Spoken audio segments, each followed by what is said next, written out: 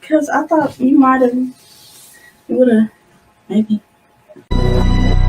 Yeah. Woke up. Done, son.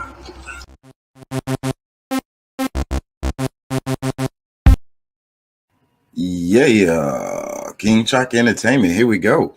If you haven't already, like, comment, share, and subscribe. Check us live and become a part of the show on Facebook, Twitter, Twitch, and YouTube, Wednesday and Thursday at 11 p.m. and Friday and Saturday at 1 a.m. Central Standard Time. Yeah. While you're playing the game, working out, cleaning, or whatever, check out the more refined audio versions of the show on Spotify, Apple, Anchor, and more. Keyword King Chaka ENT. Yeah. Shouts out to Pat, Doc, Deuce, Curtis, Brendan, Elliott, Juanita, Jay Lethal, Tariq, my Twitch follower, Francisco, and others for always supporting the channel. Yeah. Race, spirituality, politics. Let's talk about it. We generate interest into what has happened and what is happening in our world. Therefore, creating activists.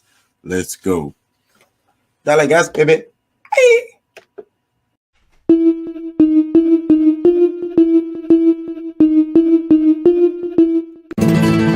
Dime qué tú quieres, papi.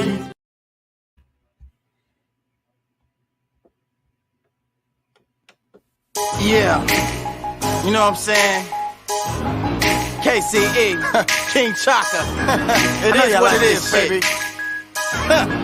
You really not feeling me? Let me find out. Yo, question my ability. Let me find out. Invest in my enemy. Let me find out. There ain't no telling what you're finna see. You're finna find out. It's something that enters me. You're finna find out. Then exit with energy. You're finna find out. Riding flows like centipedes. You're finna find out. Screw those that's pinning me. Let me find out. Get the big lips.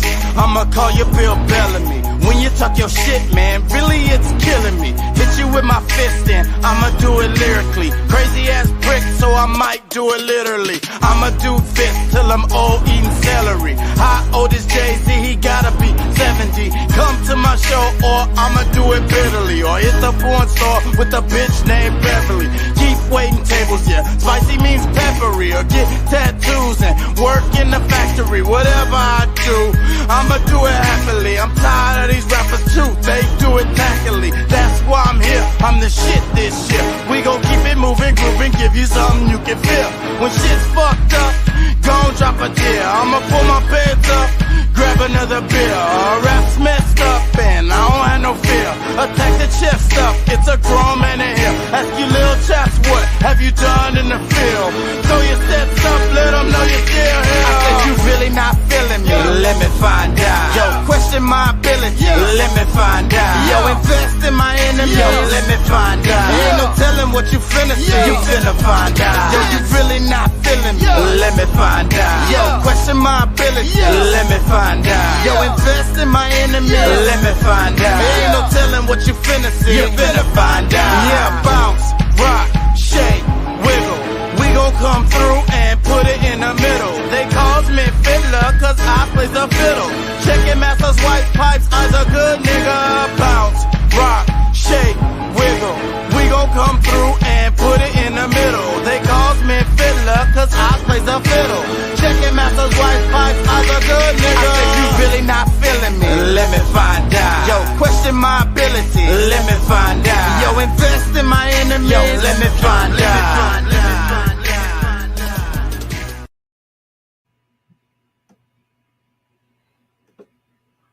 What's up, man? I'm hearing y'all niggas over here talk. I was listening to that shit, man. I'm hearing these niggas. I'm like, God damn, man. Yeah, the narrative.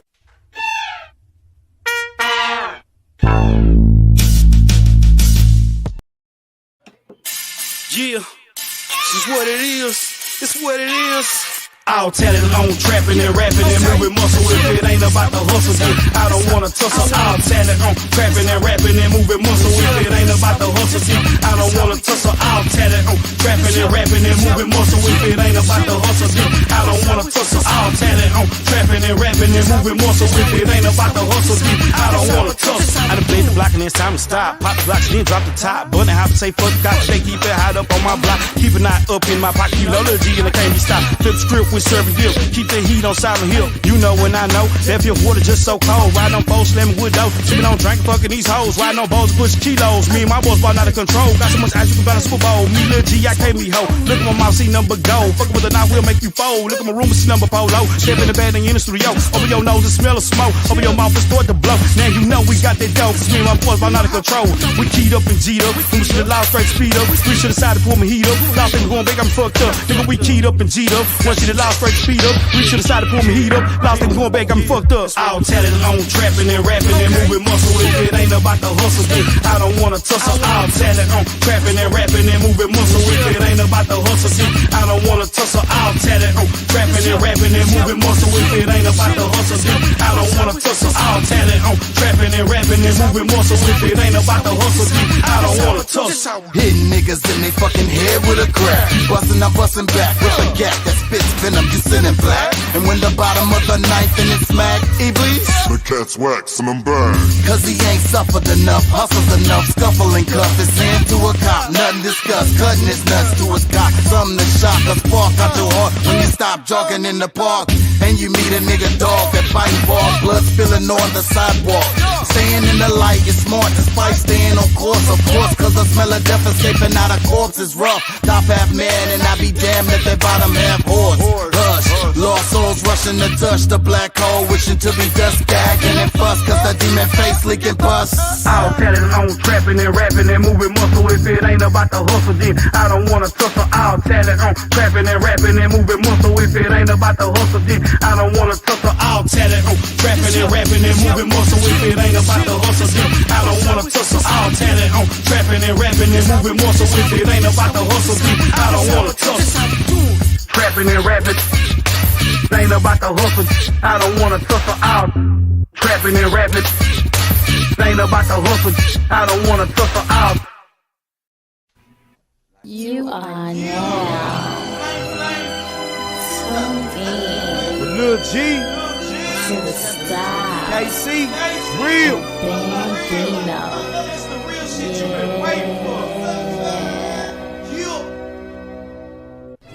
Sit by myself And I think about my life, and I think about my past. I be like my future shine. Damn, my future shine. Damn, my future shine. Damn, my future shine. Damn, my future When I shine. sit by myself And I think about my life, and I think about my past. I be like my future shine. Damn, my future shine. Damn, my future Hey, shine. damn, my future shine. Damn, my future shine. Been building since '96. It's been a trip. Just trying to survive in this bitch. And you wonder why, where I'm from. Every time I turn around, dumber and dumber trying to pull me down. All my niggas screaming, just get up out of H-Town. But I ain't, this is where I make my bank. Plus I got unfinished business with a skank. G's be my witness, I'ma hit hard as a tank. I can't stop, Casey the prophet, God of the day. I trust the game with a case for being fake, thought I hate all of y'all. And I'm willing to eliminate anyone up in my way. Sinning, living in the belly of the beast, predator and prey. Either get A, pray you ain't the next nigga on my plate. Hey, I be like, damn, my future shy. That's why I let all my anger out when I get up on the mic. They say life is what you make it, but shit, that's like rolling dice, man. Let me tell you something, man. Life ain't all night. People be like, man, that's Grammy, man, but that shit is right. Let me tell you something. You tell them the truth, they be like, that ain't right. But shit, life is nice. It's like putting up with a fight. If you fuck with me and can't see, we'll punch out your life. When I sit by myself and I think about my life, and I think about my I past, be like my future shine. damn, my future shine. Damn, my future shine. Damn, my future shine. Damn, my future When shine. I sit by myself And I think about my life, and I think about my past, I be like my future shine. damn, my future shine. Damn, my future shine. Damn, my future shine. Hey, damn, my future shine.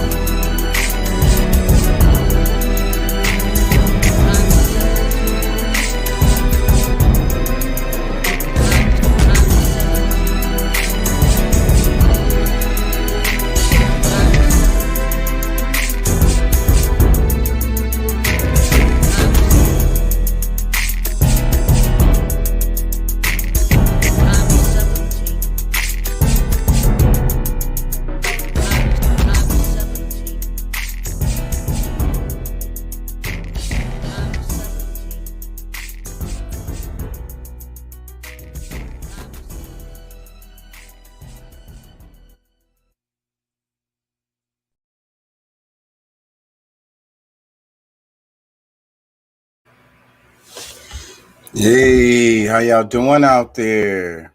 How y'all feel?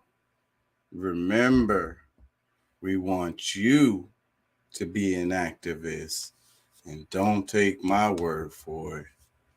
Look that shit the fuck up. Police! Yeah, so how y'all feeling today? Y'all feel good? I feel good today. I don't know. It's a good day for me. I don't know. I mean, I didn't make much money at work today. I don't know why I feel good. I slept good this week. I don't know why I feel good. I feel good today. Today's a good day as far as the way I feel. I could say that confidently. I want to talk about this guy made some comments about black teachers in HISD and the dropout rate of HISD versus Cy-Fair. So I want to talk about a bit of that related to CRT because I think that's what this is about. And this guy is he's newly elected trustee, and a lot of you guys probably don't even know that trustee, these school board positions are elected. So we had a recent election here in Texas. Probably nobody knew about it. A lot of y'all didn't because you don't really follow politics the way that I do, and some people do, and we just vote during the presidential elections. And I'm not judging anyone. It's always a lot of shit going on. You have your life, you have your family, you have your whatever's going on. You know what I'm saying? But there was an election recently in Texas, and this guy is a newly elected trustee, and he made some comments that even the Mayor Sylvester, is saying that he should quit. He should resign because you can't fire people from elected positions. And I want to give y'all a bit of history. I was in the hood, me and Anaya's mom, and we got pregnant, and we was like, we can't have no baby here. It was okay for us. We're fine with this. But raising a child here is not a good idea. So me and her went to work, and we started working on where the hell we wanted to move and buying a house and so forth and so on. We ended up buying a house in Cypress. And one of the biggest reasons why we bought that house in Cypress is because it fell within the Cy-Fair ISD school district. And we looked up Texas top performing school districts, and Cy-Fair was number 2 at the time. So now I don't know what it is today, but at that time it was number 2, and that's a really big deal because Texas is a huge state and it has a lot of school districts. A lot, way more than any other state probably. And so to be like the top 2 performing school in Texas is a big deal. And not just because we have a bunch of school districts, but there's other reasons. The school books, I discovered this on my own with my own like studyings through a class I had or something. But Texas, the books that other school districts use, a lot of them are kind of approved by Texas. Like, it's hard to explain. It's related to the fact that Texas has so many schools in it, period, and they buy a lot of school books. So Texas kind of has a determining factor on which school books are used, which ones are popular and in circulation in other schools across the nation. Believe you me, look this shit. That's why I say at the beginning of the show, whatever I say, don't take my word for it. Look that shit the fuck up. Basically, Texas has a huge influence on the school books that are used in schools across the nation. For however the hell that fucking happened, that's what the deal is. So anyways, that the reason why I'm mentioning this is because I feel like it's a big deal. Somebody brought it to my attention at work, and I looked it up, and it's definitely worthy talking about. So we're gonna talk about that later. I'm just telling y'all what the name of the show is, and eventually we're gonna come back to that. But anyways, how y'all feel? Let me make sure I got this link in here. 'Cause sometimes the link is bad. So I'm going to put another one in here. I always put 2 because sometimes the link is bad. So I'm putting another link in here for y'all. You click the link to join and give your comments. Because I'd rather have someone to talk to about this shit. Click the link to join. Wow. Really fucking easy. You can do it on your phone, computer, laptop, whatever. So I'm going to do a little bit of scrolling, wait for people to roll in. So this says, this is from Media Blackout USA. Just in case you didn't know, the vice president of engineering at Google is a black woman, Marian Croak. I didn't know that. And I also don't know how freaking like commendable that is or whatever. I mean, like, so what? I mean, you know, okay, yeah, all right, whatever, you know. Google is a multinational conglomerate that don't give a fuck about nobody. So if she's the what it says, vice president, I don't know, senior vice president, we don't know what the exact position she is. She's involved in a multi-conglomerate that don't give a fuck about nobody. So Google is a good service. I use it. Pretty much you don't have no choice. It has a monopoly. So what I'm saying is they do have a good service, but they're pretty much an evil company. So I don't, you know, hey, whatever. She's probably making really good money and her family is probably good. So, hey, who am I to say? I'm over here poor, complaining about Google. So, hey, it is what it is. This one says, if you see me standing 6 feet away from the person in front of me, why would you stand right behind me? I don't know what that means. I can't say that because that will be gay. I like girls. American Airlines are introducing a class below economy. Broke as fuck, now boarding. I repeat, broke as fuck, now boarding. American Airlines are introducing a class below economy. I heard a little bit about that. I don't know anything about it, so I can't really comment. So I don't know if this, does that mean that they're going to be a level underneath the other level? I've been a fan of this chick's page. She used to never post shit like this, and I really don't like to see her posting shit like that. That's what gets likes, so it's y'all niggas' fault that you got these really nice, classy chicks who are good girls, but they're up there posting pictures in their freaking lingerie. Oh, I remember this. This is pretty funny. Let's play this. It's Tony Baker. Y'all hanging with Rudy, huh? All right, yo. If y'all not following Tony Baker, cat you hanging out with, Rudy? Hey, Cordell, don't even worry about this. Hey, just go home and I'll tell you about it later. Piss off, dog. Damn, y'all rude. Guess that's why y'all hanging with Rudy, huh? Hey, Rudy, man, I don't feel comfortable leaving you with these guys, man. They look sketchy. Your dog friend's gonna get hurt, Cordell. Listen, guys, Cordell is harmless. He doesn't mean any harm. But let's just continue on what we were talking about. Cordell, what are you doing? I'm just keeping an eye on things, Rudy. These guys ain't sitting right in my spirit. Now come on home with me, man. I got a spirited shibbity pat for your ass. Oh, damn, Rudy. This how your new friends really feel out here, Rudy? Hey, Rudy.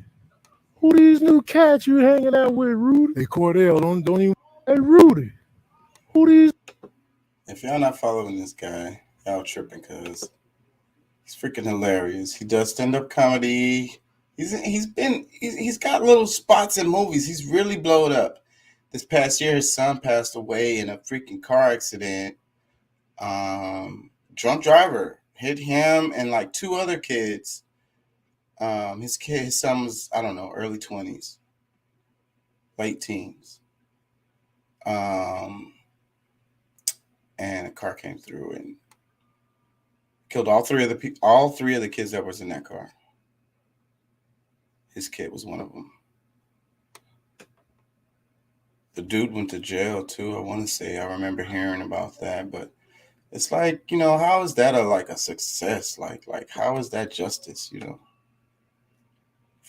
And then too, on the other side, I've had my ass driving home from a bar or something when I know damn well my ass shouldn't have been driving.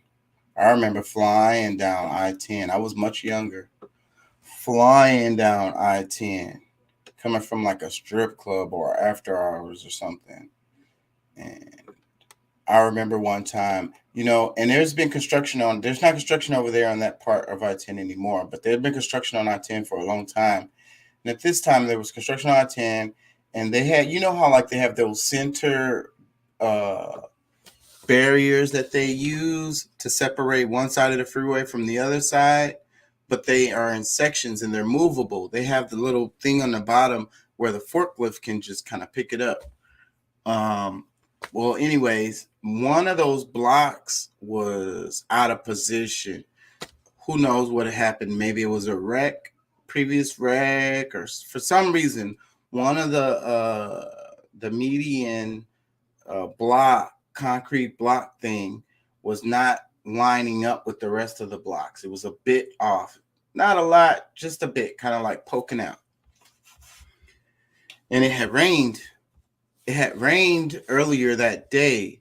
So it wasn't raining, but there was the freeway was red. You know, it had rained recently. And so, you know how like sometimes there's puddles even on the freeway in certain areas? I don't know how they construct these freeways for it to be a puddle. It should be no puddles.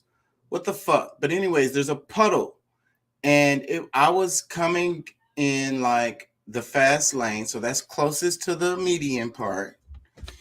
And then there was a puddle, kind of, in the fast lane. And I hit it. I hit the puddle, and I hydroplaned a bit. I hydroplaned, and I kind of went into, like, you know, the lane that you pull over to kind of get out of traffic. But it wasn't like the normal size. It wasn't like big enough. It was big enough to fit a car about that space, just at that space. And so I hit the puddle, hydroplaned a bit into the center, and just so happened it was one of those fucking blocks, and it was kind of poking out, nigga. But for whatever reason, I was calm. I stayed calm through the situation. I let the car hydroplane, and then I grabbed, and then I felt the tires catch, and I, slightly turned the wheel just enough to fucking miss that fucking concrete ass block that was fucking poking out. And as I was driving down the freeway, talking to myself, I'm like, damn, nigga, you did that shit. Shit, you did that shit. I'm driving home, like, patting myself on the back, like, you badass, bro. You a badass. And then later on, when I kind of like sobered up a bit, I was thinking about the event, and I was like, nigga, you could have fucking died like a motherfucker, bro. That literally could have been, I was going really fast. And if I would have hit that block just hanging out like that, hit it straight on, who knows how the car would have flipped? Who the fuck knows what the fuck would have happened, nigga? I might not have fucking be here. So I was that close to death. But when you're drinking, you're all confident and you're not thinking that way. But after I sobered up, I thought about the situation, and I was like, nigga, you could have died, bro. Bro, do better. So yeah, it's not cool. It's not cool. Drink, just like they say drinking buzzed is driving drunk. It's not cool. It's not cool to drive the car when you're inebriated, because you have this confidence that you shouldn't have. Day started, you know what I'm saying? Let me just open this for a little leverage. Oh, Lord Jesus. Let me go on out here and get my little day started, you know what I'm saying? Let me just open this for a little leverage. Oh, Lord Jesus. Yeah, if y'all not following Tony Baker, My dad asked, "Do you guys have honey?" No, we're vegan. Oh, okay. See, Dad, I told you they didn't have it. My dad asked, "Do you guys have honey?" No, we're vegan. Oh, okay. See, Dad, I told. Yeah. Yeah, you want to do better than that, Chris. I've been all over all these appliances. You know what I'm saying? The blender, the toaster, the NutriBullet. I was touching all of that. You know what I'm saying? What you gonna do? Oh, you got a camera on that?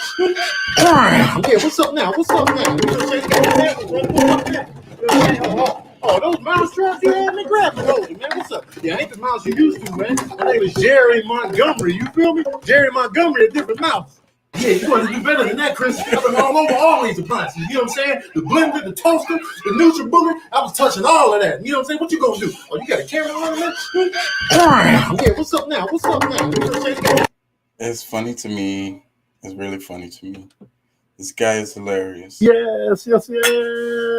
Happy New Year's. Oh, I had a tremendous 2016. My stocks really flourished this year. And my investments in the haberdashery business really exploded this year. Yes.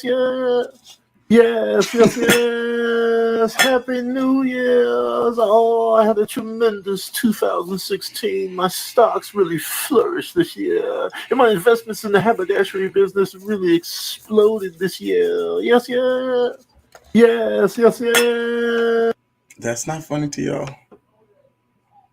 The tribe bond trail. Man, get the hell up off me, C's. I'm trying to get prime real estate for the snack. Y'all need to break this up and let the little fellas get in on this. Yeah, man, let the little guys get in on this. Yup. Little guys will do, man. Don't get up off me, man. Give me this.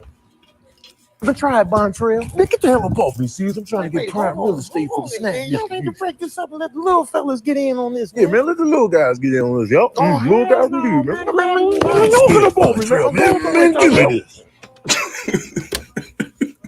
That's funny to me, bro. I'm sorry, yo. I love animals anyways, and I'm always watching them, and I'm always thinking that they have personalities. Boy, come on, man. I don't put it in my hands, put it in my mouth, man. And no pause on that. Press play on that one. You know what I'm saying? Okay. We got a little garlic parmesan up in there. Okay. Yeah. No. Put it in my mouth. Give me play, boy. Come on, man. I don't put it in my hands, put it in my mouth, man. And no pause on that. Press play on that one. You know what I'm saying? Okay. We got a little garlic parmesan up in there. Okay. Yeah. No. Put it in my mouth. Give me play, boy. Like feed me and shit. Like, what the fuck, bro? Big fat ass. So I'm watching Abraham Lincoln, Vampire Hunter. Ridiculous premise. So you're already going in respecting ridiculousness. But this scene right here, mad ridiculous. All right, so this man, they fighting in the midst of a horse stampede. You know what I'm saying? He gets hit by a horse. You know what I'm saying? He grabs a random horse by the legs. Grabs the horse by the legs. You know, vampires, all right, I give you that. He's super strong. Twirls the horse at Abraham Lincoln. Abraham Lincoln absorbs the hit and gets on the horse and rides it tough. What kind of horse shit is this? This is Abraham Lincoln getting hit in the chest with a full-grown horse. I don't know about y'all and how many horses have hit you in the chest, but I can pretty much guarantee you ain't about to get up and ride it. Yo, so I'm watching.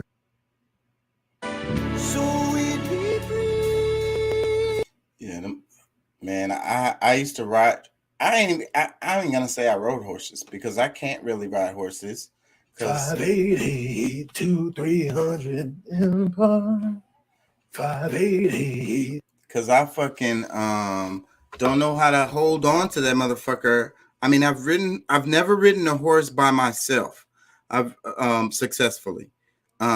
Because I mean, I don't know how many people out there have ridden a horse, but it's like they're pure fucking muscle, bro. When they're just like trotting or just kind of like walking, yes, I can hold on to the horse and I can stay on there. But when that motherfucker starts running, a speed faster than like a little trot, nigga, it's so hard to hold on to that damn horse. And then the freaking horse is hitting you in your ass like the whole time.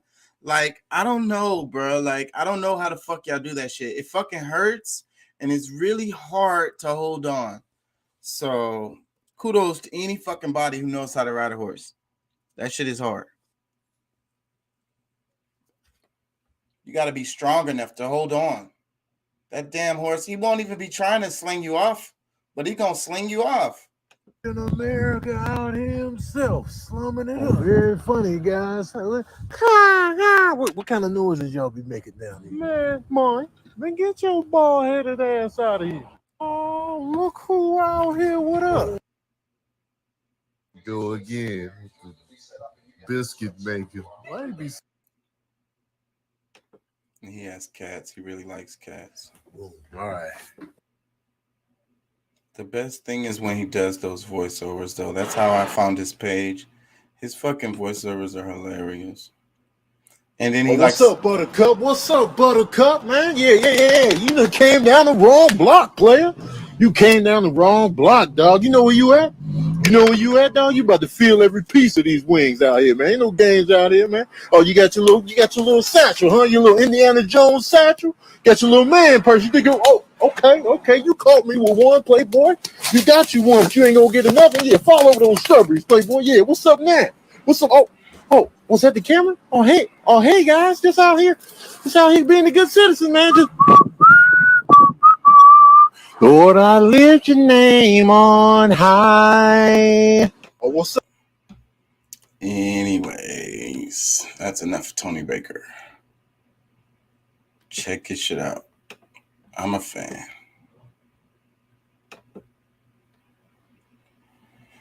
How y'all feel out here, man? Freaking Pat must be knocked out. Hey, Rudy. Oh, they love to play the fucking music. That's why I need to stop that shit. Life has a tricky way of making you feel like you can't make it. You can start out doing so well, and then things hit you and you start to waver. You start to stumble. You start to sway. Your steps get a little shorter. But if you can manage to muscle up enough strength to keep putting one foot in front of the other, it might not look well. You may have to do it ugly. But what I want you to do is continue to do it. Whatever. That was Creflo Dollar, one of them niggas that I do not fuck with. The months go by, other groups that can be involved, and seeing it in children is really quite disturbing. When you say other close contact, give me some examples. Well, for example, if the close contact of a child is a household contact, perhaps there will be a certain number of cases of individuals who are just living with and in close contact with someone with AIDS or at risk of AIDS, who does not necessarily have to have intimate sexual contact or share a needle, but just the ordinary close contact that one sees in normal interpersonal relations. May be starting to see, as we're seeing virtually as the months go by, other groups that can be involved, and seeing it in children is really quite disturbing. When you say other close contact, give me some examples. Well, for example, if the close contact of a child is a household contact, perhaps there will be a certain number of cases of individuals who are just living with and in close contact with someone with AIDS or at risk of AIDS, who does not necessarily have to have intimate sexual contact or share a needle, but just the ordinary close contact. I don't know if that clip was taken out of context. I'm gonna give him the benefit of the doubt. But yeah, the way those words were phrased in that clip, he was all the way wrong. You can only transmit HIV through blood and bodily fluids. Maybe, I don't know. I'll give him the benefit of the doubt on that. They're coming here illegally. They need our help. We should help Americans first. Well, then let's help Americans. No, that's socialism. Well, that's pretty funny. When knowledge is on the table, immerse yourself. When gossip is on the table, dismiss yourself. I do that all the time.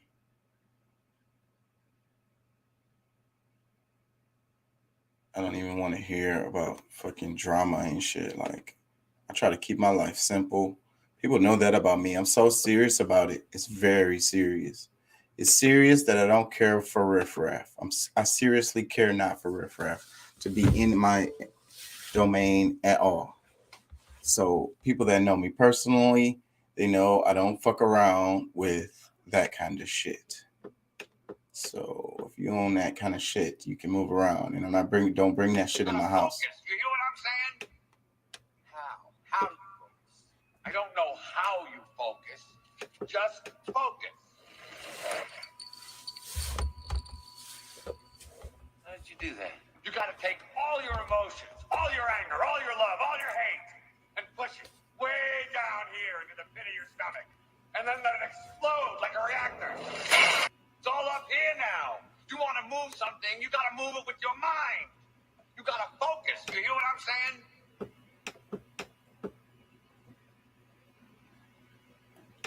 No telling what's going to happen in that clip. I'm not going to show it. Pick a partner you can depend on who will be there for you in tough situations, not just the ones who look good on Instagram. My name is Michael Audrey Myers, and I'm. But he probably should. Fucking songs are going to get me. And then I play it again. Somebody's here. Oh, go.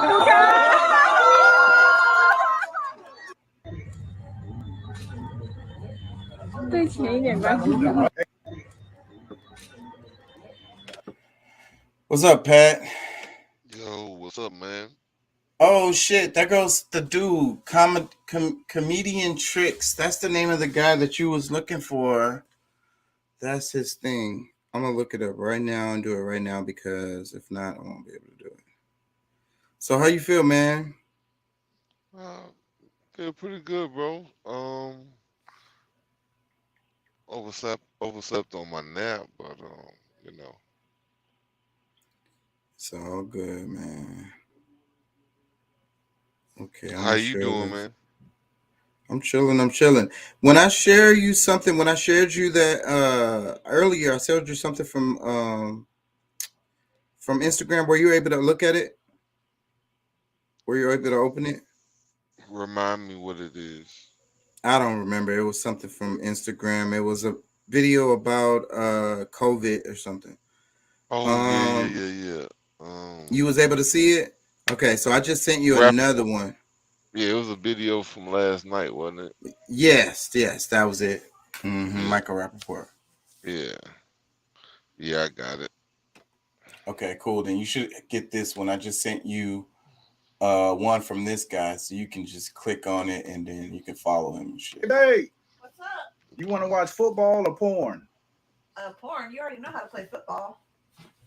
What the? Hey, baby. You want to watch football or porn? That's funny. Porn. You already know how to play football.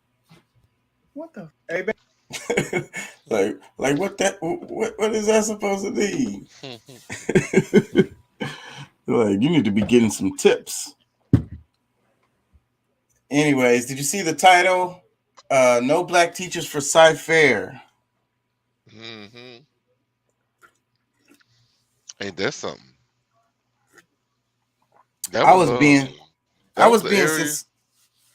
Go ahead. I said that sounds like the area where I used to live. Yeah, I used to live out there. That's what I was saying at the beginning of the video, and that's the reason why we moved out there, was because of the Cy-Fair school district. It was number 2 in Texas at the time.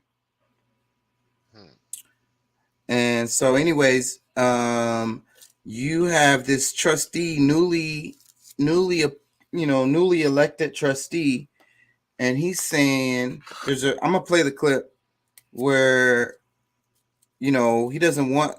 He said HISD has a large percentage of black teachers, and he said HISD also has a large dropout rate, and he said he doesn't want that in Cy-Fair. That's basically what he said. I'm gonna play the clip though.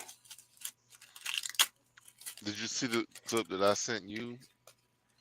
It was let me see. I don't think I watched it. I was at work, but so I can open it up probably. But that's a TikTok. I ain't gonna be able to open it on up here because I deleted TikTok. I fucking hate that app. That's the one you're talking about, right? Yeah. Yeah. Well, yeah,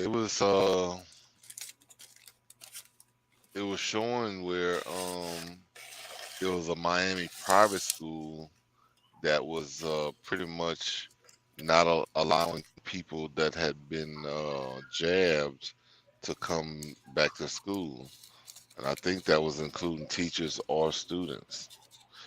Yeah, there's a walk. I know that there's a case where there was a walkout of students who was complaining about the conditions of the school as far as dealing with COVID properly. Um, and teachers and students walked out. I don't know where this was at, but it was recently. So I don't know, man. But the thing is, bruh, like we all know, like that remote learning is not teaching the kids. The kids are not gonna learn like that. Anybody that's arguing that shit is full of shit because you either gonna have to teach your kids at home yourself or get a tutor because the remote learning doesn't work. The kids are gonna be asleep with the mic off, playing the game, having sex, all kinds of shit while they're in class. They're not learning shit.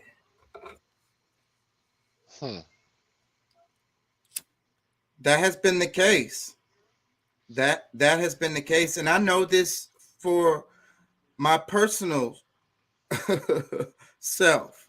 Well, During Corona, I go to school. I go to University of Houston. Corona, 2 semesters of Corona, I should have already graduated. Corona cost me a whole year because I got 0 credits during that time because I could not focus on my classes through the goddamn computer, and I kept falling to fucking sleep, and it just didn't feel important. I didn't do the work. So that has been my experience. you felt detached Yeah. from learning, period.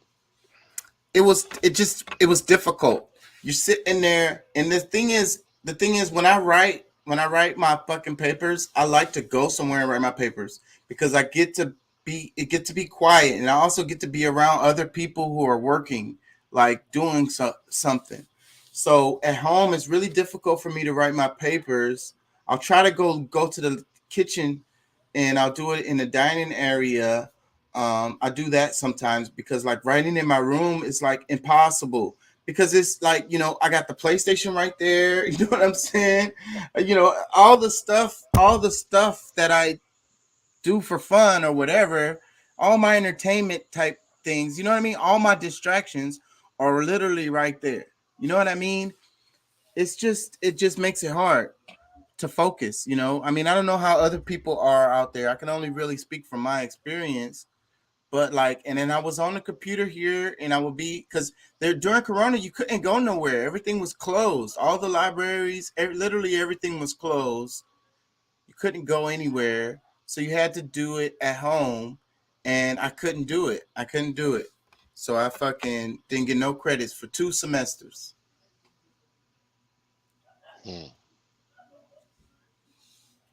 Yeah.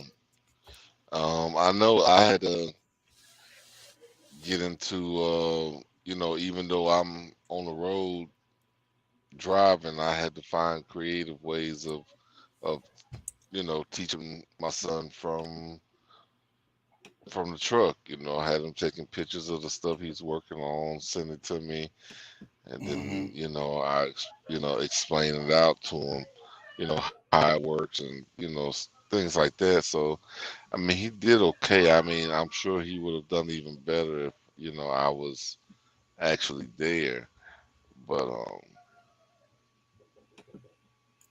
Yeah. I don't know. It, Yeah. it's been my experience, and I think it's true for a lot of people that the remote learning is bad. And we already are behind a lot of the other nations when it comes to education. You know what I mean? This could be like cataclysmic for education. You're gonna have a whole generation of kids who went to school, but they didn't learn shit because they was doing this remote learning shit. Hmm. Yeah, I'm sure there's a small percentage that's, you know, Can maybe excel enjoying it. in Yeah, those situations. I'm sure there's the thing is if you just have to focus. If there's a parent there to like really just like be on them and be like, hey, are you in your class? Because I remember it was like that. Me and Anaya, both of us laying here in the bed, and we both need to be in class. And I set an alarm and I asked Anaya, are you in your class? She's like, yeah, I signed into my class. And then she like goes back to sleep. And then I like go back to sleep. You know what I mean? That's what was happening during Corona. yeah. Just she would sign into her class, go to sleep, wake up, set an alarm for the end of the class so she can sign into her next class, and then just keep on doing that. Doc says it's not the remote learning is bad. The problem is people learn a different way. A live class allows a teacher to address those different methods. A virtual class is not. Exactly. So some kids are gonna be fine. And if they, especially if they have parents that are on their ass about actually being in class, and then if they really focus, but that takes a lot of effort. And you already got kids. It's hard. You know, I mean, it's hard for an adult to put in effort, that kind of effort. That's really difficult. You know, a lot of people who have home offices, they set up a room that is their office, and they get up in the morning, take a shower, and they even get dressed like they're going to work. And then when they walk into their office, another room in their house, they're doing work when they're in there. When they take a break, they leave out of that room. And it's kind of like you keep that feeling of when I'm in here, I do work. You get what I'm saying? And it's hard to do that at home in your damn bedroom and shit. You get what I'm saying? That's just how I feel, man. I struggle with that. It could just be me. Doc says I can text, and though based classes online, not I need in class for math and sciences. Yeah. I really struggled with focusing in my freaking bedroom on philosophy or culture or whatever, some old heavy ass concept.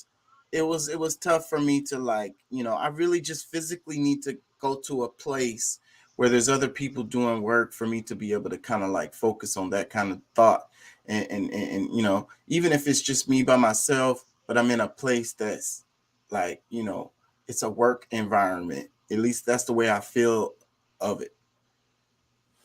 So a library, I tend to go to libraries and or colleges, campuses. I used to go to HCC.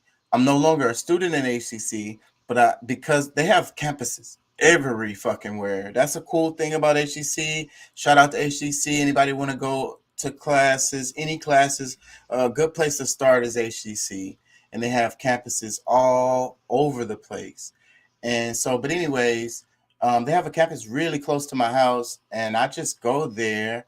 And sometimes I sit in the library, and sometimes I sit outside of the library. But they have really good Wi-Fi, and then you have other people in there doing work or whatever. Nobody asks me anything. I look like a student. I don't even go there, but I go and I use their facilities all the time. Get on the Wi-Fi and sit there and do my research and write my papers and stuff. It's really convenient. It's a good environment for doing that kind of thing. But anyways, that's what I do. That's how I do it. Let's go ahead and play the clip.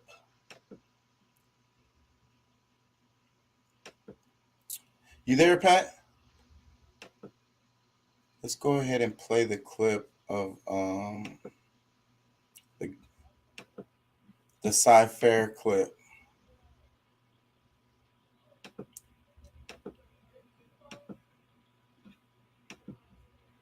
One second.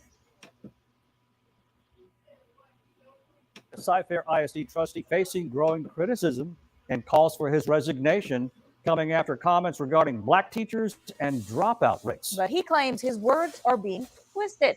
Jason Miles is live with both sides of this story. Jason.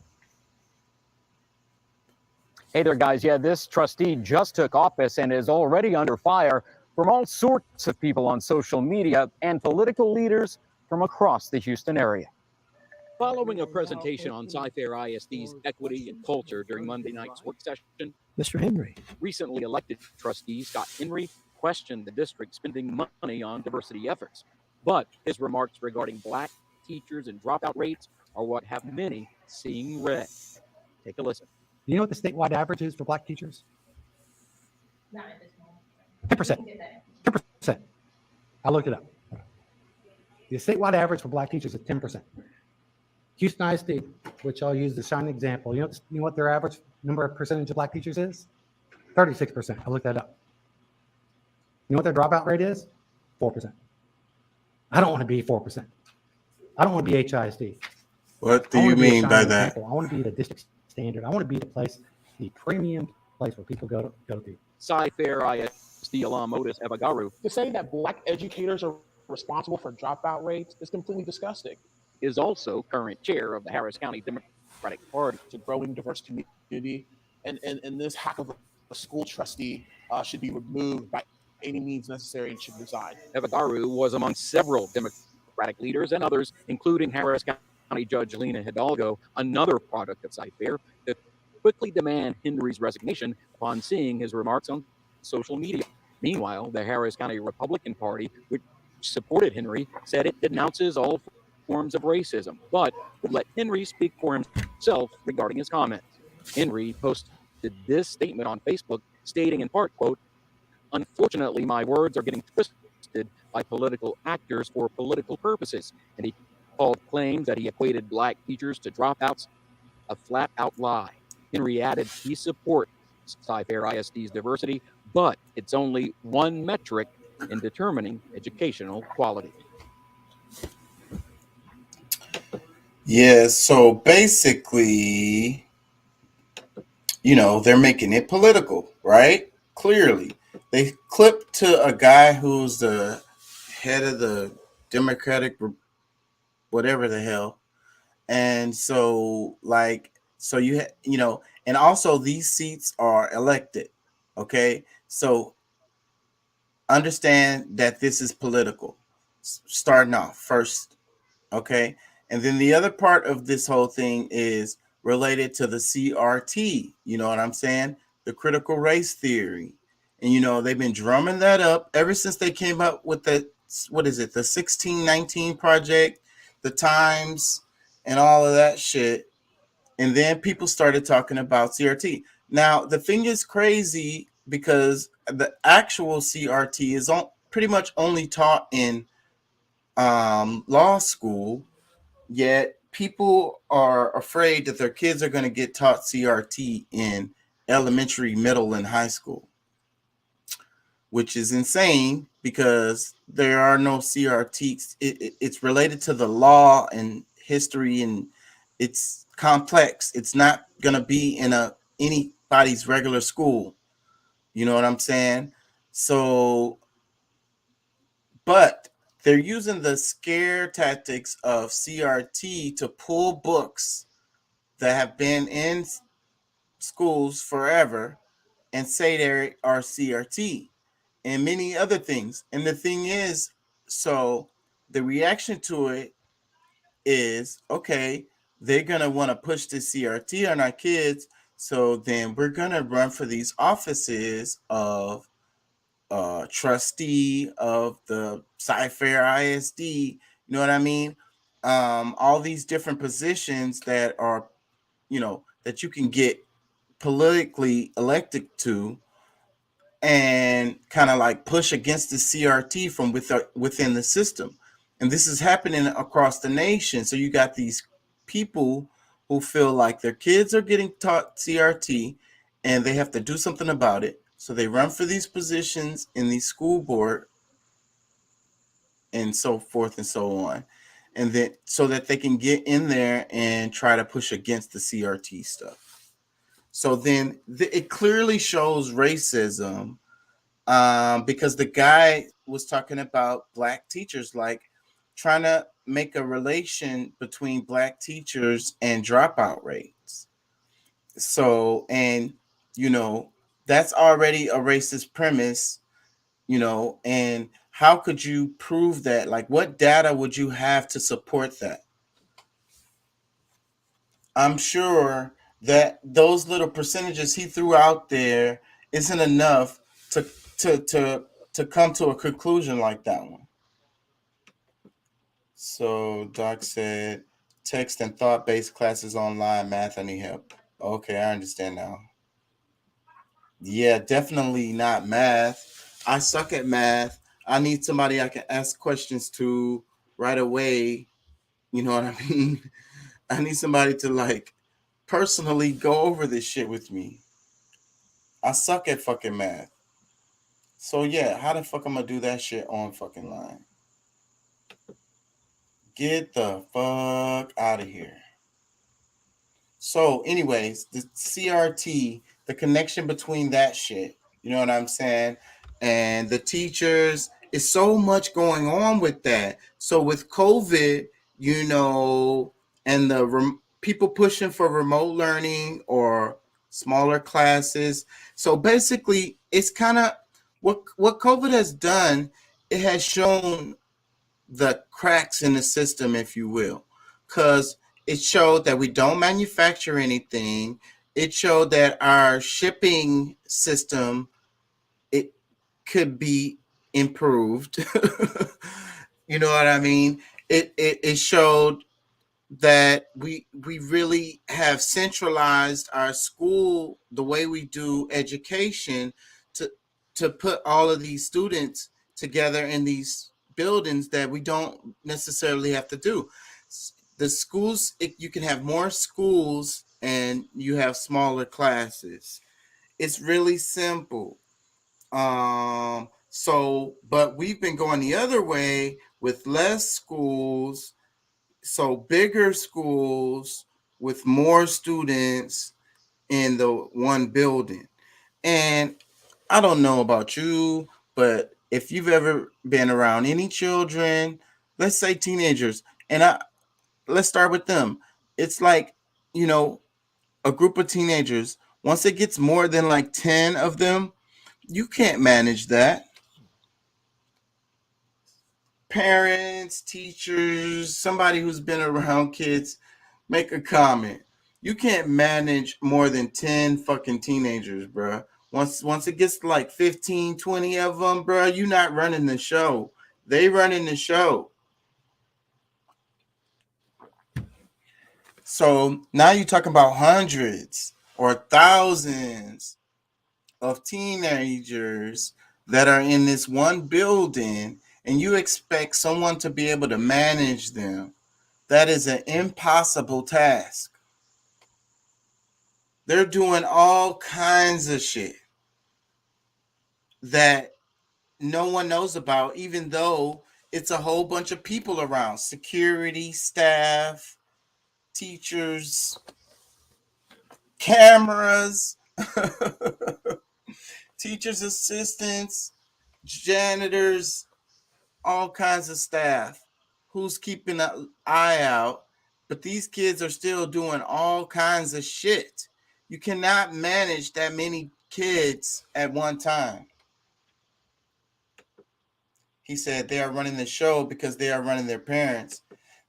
That's true, but I'm just trying to get you to understand that once you get kids in a group, even like if you had 10 kids, like imagine trying to manage 10 kids. That's a very difficult task. It would take more than 2 people, I think, to do it thoroughly. So I'm just talking about the numbers as far as decentralizing the schools, because the complaint that they're having is that the schools aren't COVID proof or whatever. The schools aren't safe. You know what I mean?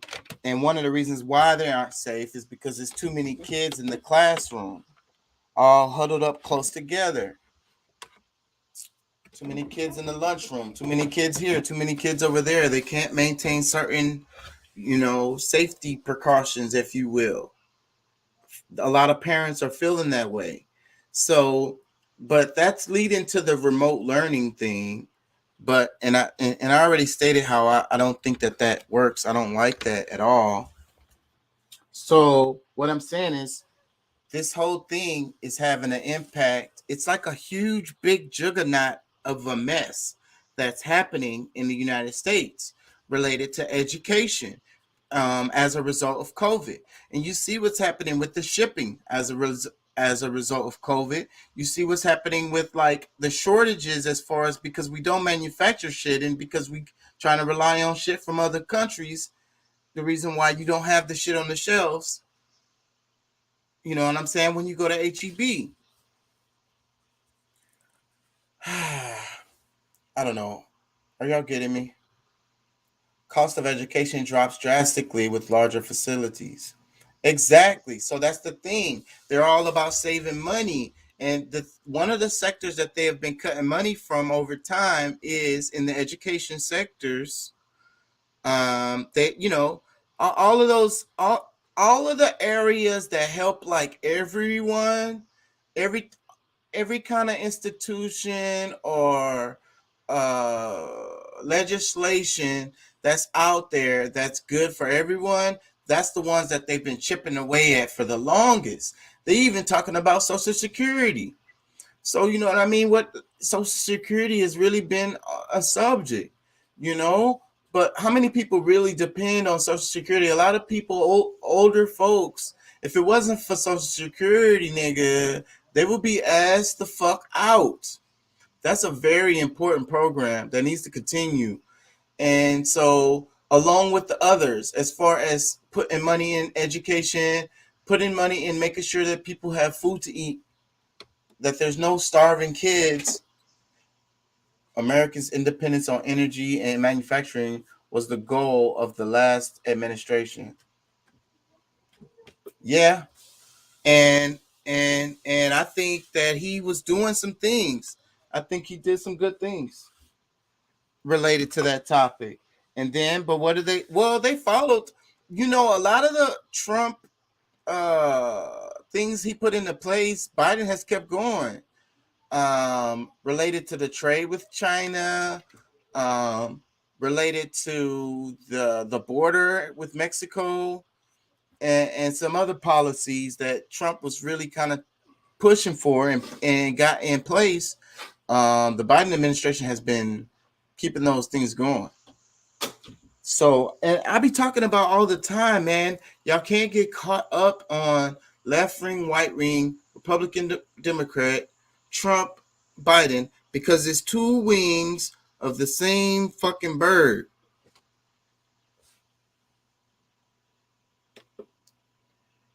He says Social Security is not a benefit, it's a lifetime paid investment. Yeah, but they've been talking about it. It's a political thing. They made the political decision, and they can make a political decision to not fund it. It could go away. It totally could go away. Now, people will be pissed off, but it could totally go away because it's a political thing. So they can just be like, and that's what people have been talking about. So there's been problems with Social Security related to people growing older. So you have an older, you have a boomer generation that's still living, and the ones that's younger than them, so it's a huge amount of older folks. So the way the system is, maybe it's like not enough getting put into it. So that means that the government will have to supplement whatever amount is not going to cover whatever amount that needs to come out for the Social Security, because you can't stop sending these people the checks. So the money has to come from somewhere. So that means they're going to have to dig over here or dig over there. He says, I'm about the administration, not the man in the chair. And the administration reminds me of old commercial. It's fallen and can't get up.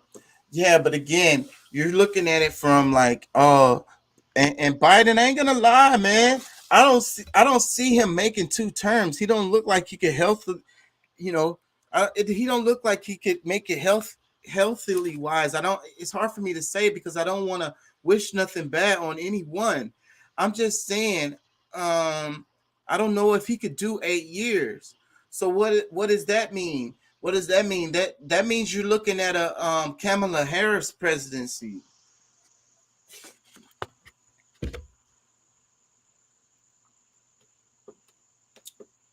The thing is, if they didn't keep robbing Social Security for pet projects, the money would be there. Exactly. That's why I mentioned Social Security, because this is related to education, because it's the same sectors that they have been defunding or whatever, like dipping in and sharing. Really what it always goes to is private contractors. Me and Pat always talk about this on the show. Government contracts are the contracts that everybody always wants to get. It's the best contract to get. Everybody wants a government contract. So that's what happens.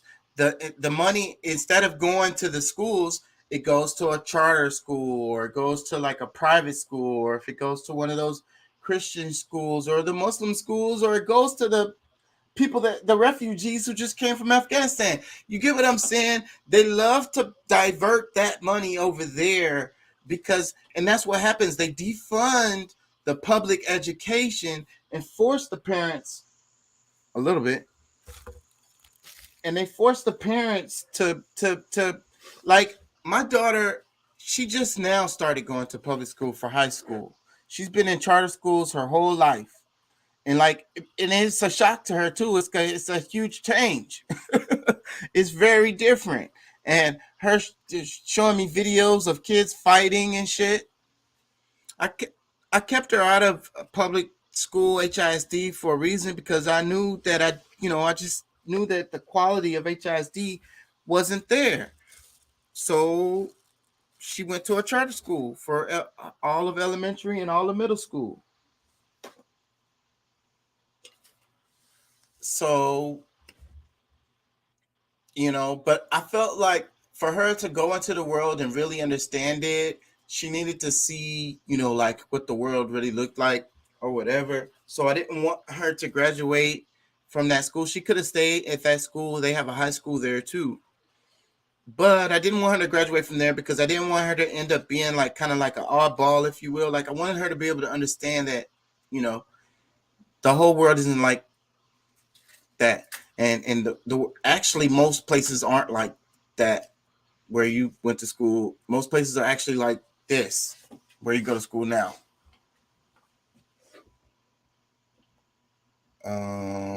Let's see. Biden will be replaced by Kamala or whoever is VP after 2 years. This will allow them to serve 2 and then get 2 more terms for a 10-year reign. That wouldn't work. They wouldn't be able to necessarily do that. If she finished off his 2-year term, that would count. Well, maybe I could see it. I could see what you mean, but it would have to be some kind of like emergency thing. I'm talking about Kamala being elected at some point, because when the cycle comes around, when the presidential cycle comes around again, then maybe it'll be her running instead of Biden. And he's getting older, and I don't even think he wants to be out there. I think they forced him to be out there. It was like, Biden, get out there, go, Joe, get him, Joe. He was like, what y'all talking about? I was about to go play golf. That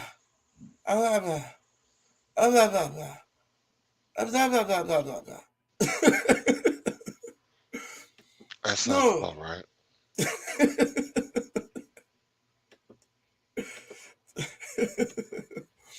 Sometimes I swear he just be like, he don't even be saying anything. He just be like mumbling. Like old man mumbling. That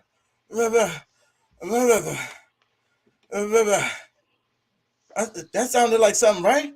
I said something, right? Y'all go ahead and clap. This the point where you clap right here. Y'all clap for whatever it was I just said. Because you know I just said something. I don't know if he's all there, man. Pfizer bets on medical cannabis with 6.7 billion acquisition. These niggas is making a fucking killing, and that's what the hell I keep talking about. The damn pharmaceutical companies. It says get a free bag of marijuana with your COVID-19 vaccine. Cannabis activists in Washington, D.C. are planning to offer a free bag of marijuana to those receiving the vaccine for COVID-19. The group DC Marijuana Justice announced this week the free cannabis giveaway, dubbed Joints for Jabs, is being arranged to coincide with vaccine claims. I hope this is true because I'm up here saying this shit. It's off of, it says Forbes magazine, but they could have spliced that in there. Fucking COVID. Fucking Pfizer is making a killing, bro. The niggas is making a fucking killing, and I think that's really what it's all about. It's about separating people, and it's also about making money, and it's also about the class structure, because they've been nipping away at the middle class for the longest, and the COVID came through and freaking busted the middle class up. They had, before that, we had the housing crisis that busted up the middle class when a lot of people lost their homes off these terrible ass loans and shit that people had signed on to. And before that, you had the, like, what was it? The Occupy Wall Street shit, the Wall Street crash shit. So, and then again, you lost a whole big chunk of the middle class. And that's what they want, because the powerful people are the middle class people, because they have money. You know what I'm saying? They pretty much can do what they want to do as far as moving around in the world. But they're not like a part of the crowd of the like elite or whatever. They're not the same group at all. Like the groups that are the executives of Google or you name it, Raytheon, Facebook, Amazon, and those are not middle class people.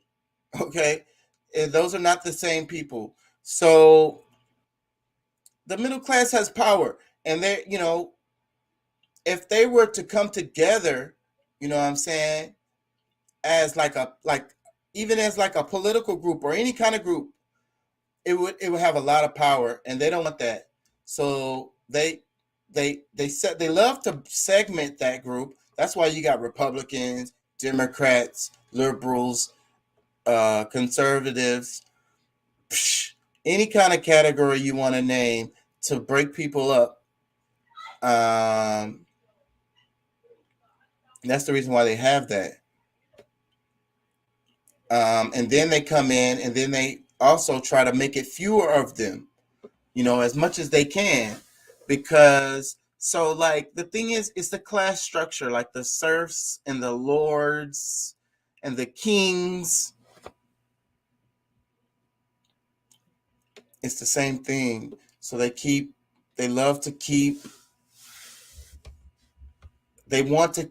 don't want, like if you're born within a certain class, even though, you know, we have the American dream, right? Even though we have the American dream, if you're born within a certain class, they don't want you to be able to move through those classes, basically. You are stuck wherever you were born at, you know? So even the ones that are like born to elite families who maybe are lazy or whatever and don't want to do shit, they still have it set up so that those people can continue. That's how they get those cush executive ass jobs and shit like that. So they could continue in that same class. And so, but same thing with the poor family, you know, they don't want you to be able to move into the circles with them. They feel like you're different based on your parents, you know, and your parents' income and where they were from and where they were born and shit. So it's totally like it's a class. It's it's beyond race, because I mean, the racial component is just another way to separate us, but it's really about class.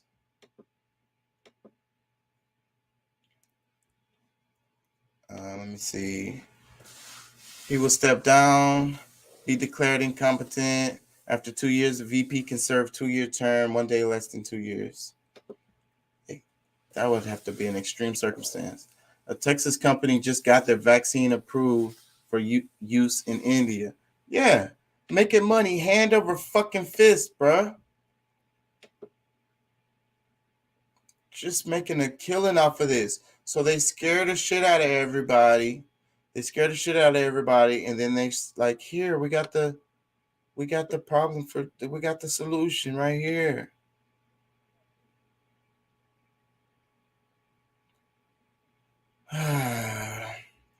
Ukraine contact. Ukraine says NATO talks unsuccessful as Poland warns of Rand Paul. Dr. Fauci has made this very personal.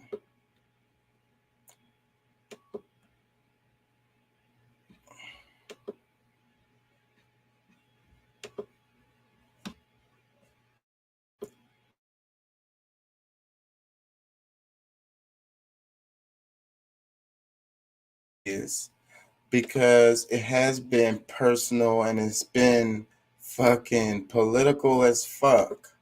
This whole topic related to Dr. Fauci and Rand Paul, because anyways, Dr. Fauci's life shouldn't be it.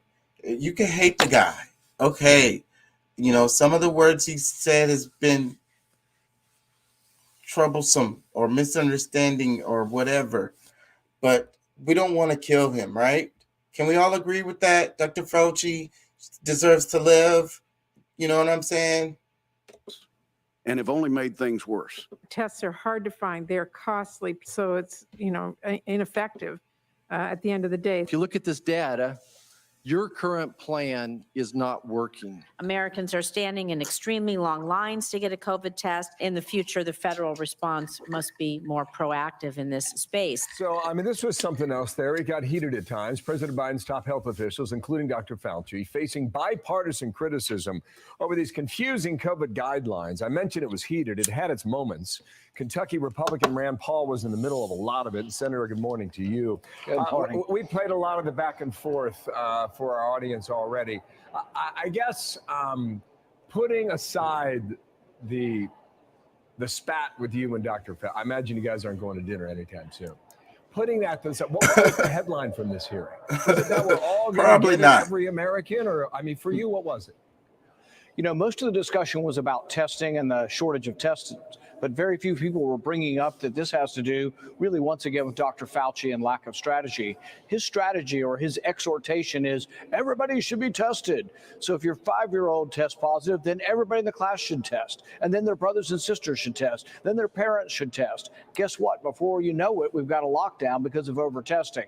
We are doing way too many tests. Never in the history of medicine have we been for testing people who are not sick. Let's test people who are sick, people who have symptoms, people who are worried about being around the elderly who have symptoms. Yes, let's do appropriate testing. Let's don't test everyone.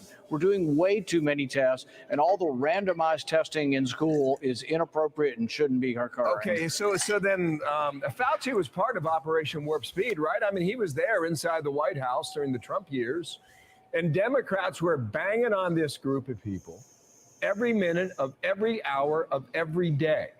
And now what do we face with 2 years down the line? You can't get a test, short in supply, and the therapies have not been pursued at the level that they should have.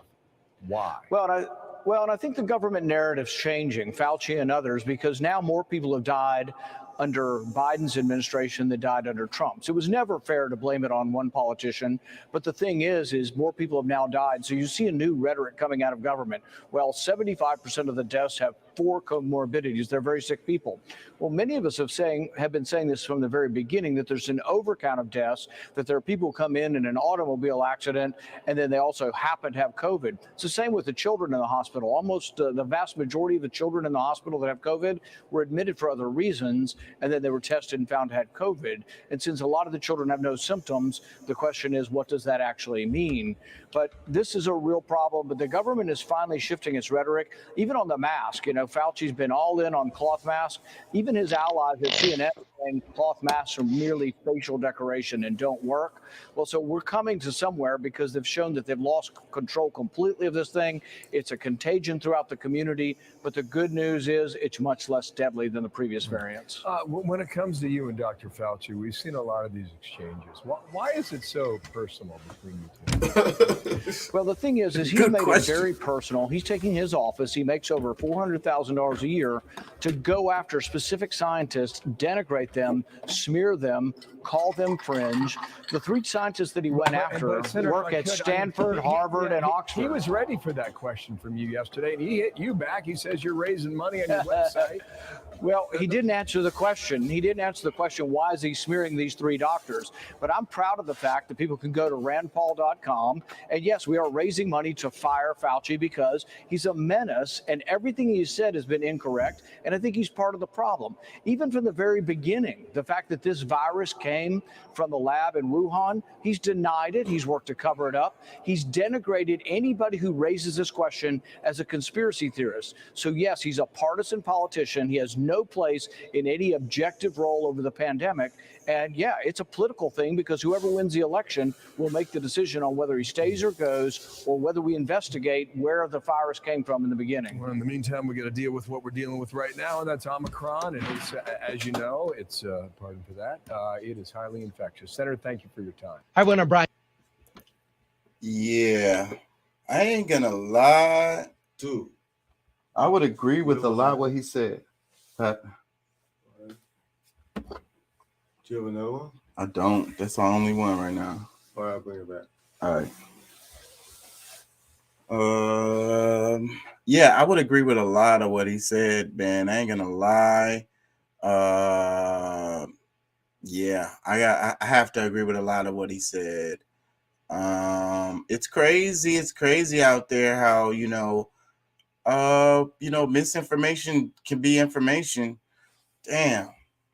I don't know, bro. Nobody trusts the media. Nobody trusts the news. You can't just tell somebody the straight up truth anymore, because they get butthurt or something. I don't know. Well, that's why I'm here though on this channel. That's why I do what I do. So hopefully people can see like both sides, if you will. You know what I'm saying? We have to stop being so, it's about perspective. I talk about perspective all the time on the show.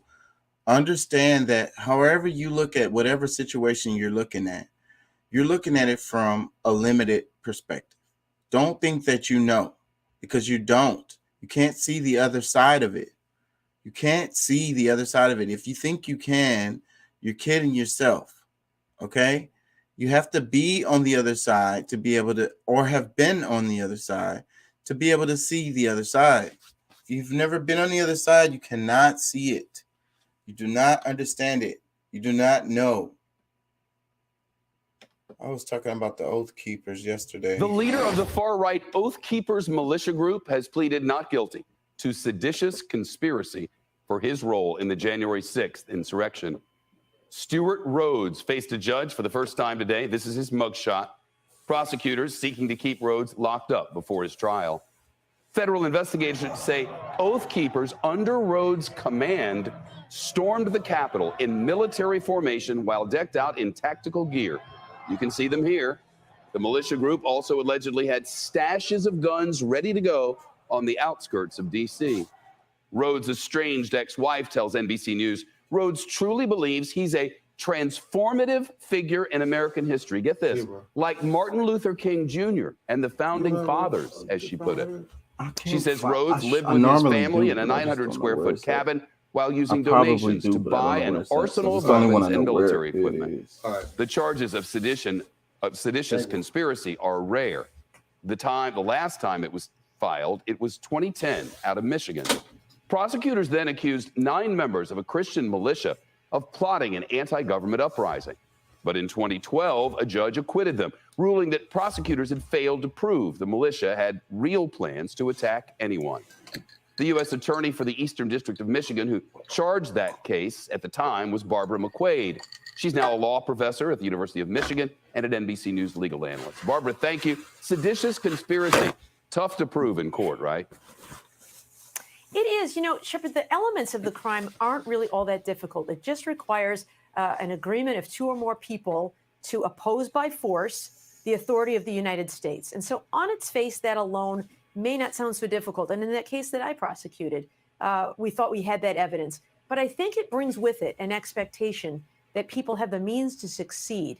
When someone says, I'm going to start a civil war, I'm going to take on the United States, it sounds fanciful and far-fetched. And so I think it takes us a lot to get there to believe that this crime has been committed. Barbara, you've seen this indictment against the Oath Keepers. Does the Justice Department have what you consider to be a strong case? I do. I think this is not a charge they take lightly. I think they are likely feeling still the sting of the acquittal in 2010 in the case that I brought. And I think it's a cautionary tale about being extremely careful when filing charges of this magnitude. But I think the facts in this case, as alleged in the indictment, do seem to support such a charge. It's a 48-page indictment. It's detailed. It quotes verbatim from text messages between some of these Oath Keeper defendants. And it talks about their desire to start a civil war. It uses that phrase. It also says they're modeling their work on that of some dissidents in Serbia who did successfully overthrow the outcome of an election. And so I think the evidence here does suggest that their goals that day weren't just to create some havoc in the Capitol, but to prevent the transfer of presidential power. Short on time, Barbara, but they'd like his cooperation, Rhodes' cooperation. How might they go about getting it? It could be difficult for someone like cooperating with a charge like sedition. No, you would have to drop that charge all the way down to, I don't know, something other than sedition. That's a serious ass fucking charge. They're gonna have to give you, like, if you're found guilty of a charge like that one, they're gonna have to give you some time in a federal prison. And the laws are different when it comes to the federal charges like that. This is what I was talking about right here.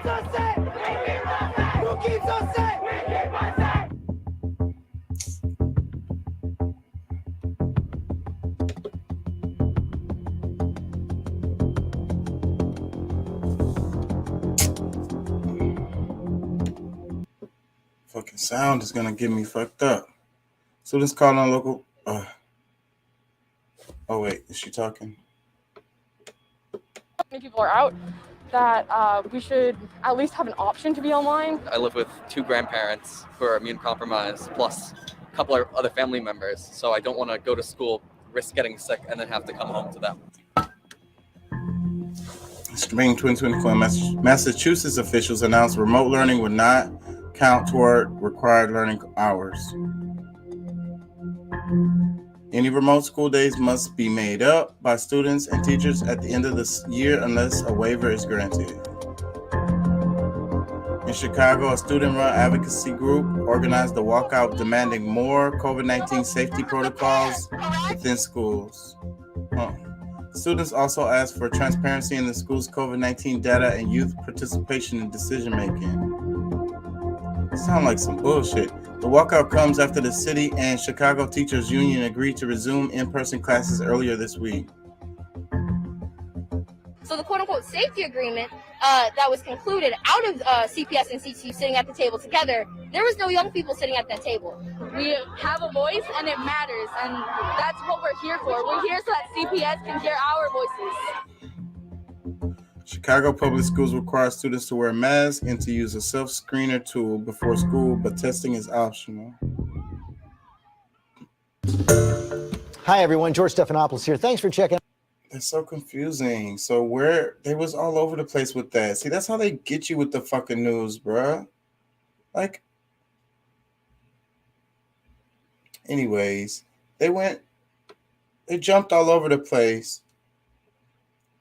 I think it's completely political. I think that that's not even a real thing. I don't think that there's students that's really tripping on that shit like that. It's coming from the parents. It's coming from some kind of organized group that have some kind of political agenda, and then they putting money into that shit. So follow the money. Go find out who paid for that shit, and then you'll find out what the hell is behind that shit.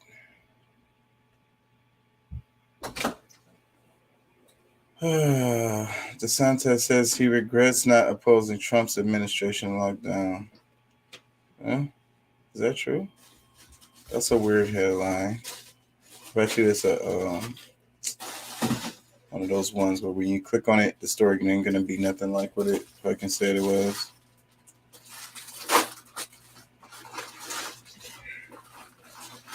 The multiverse in Hindu cosmology. I'm gonna get in trouble for playing this. The universe is a vast and complex place that in many ways we still don't understand. We exist on this relatively tiny rock called Earth, floating around a relatively average star, the Sun. And with the help of modern technology, we've only just begun to explore even a tiny part of the space that surrounds us. Hold on, let me read the comments. It's funny he got charged 2 days after the headline was about how Insurrection Day had so many people in jail, but no one was charged with sedition. Yeah, I don't think anybody else got charged with that.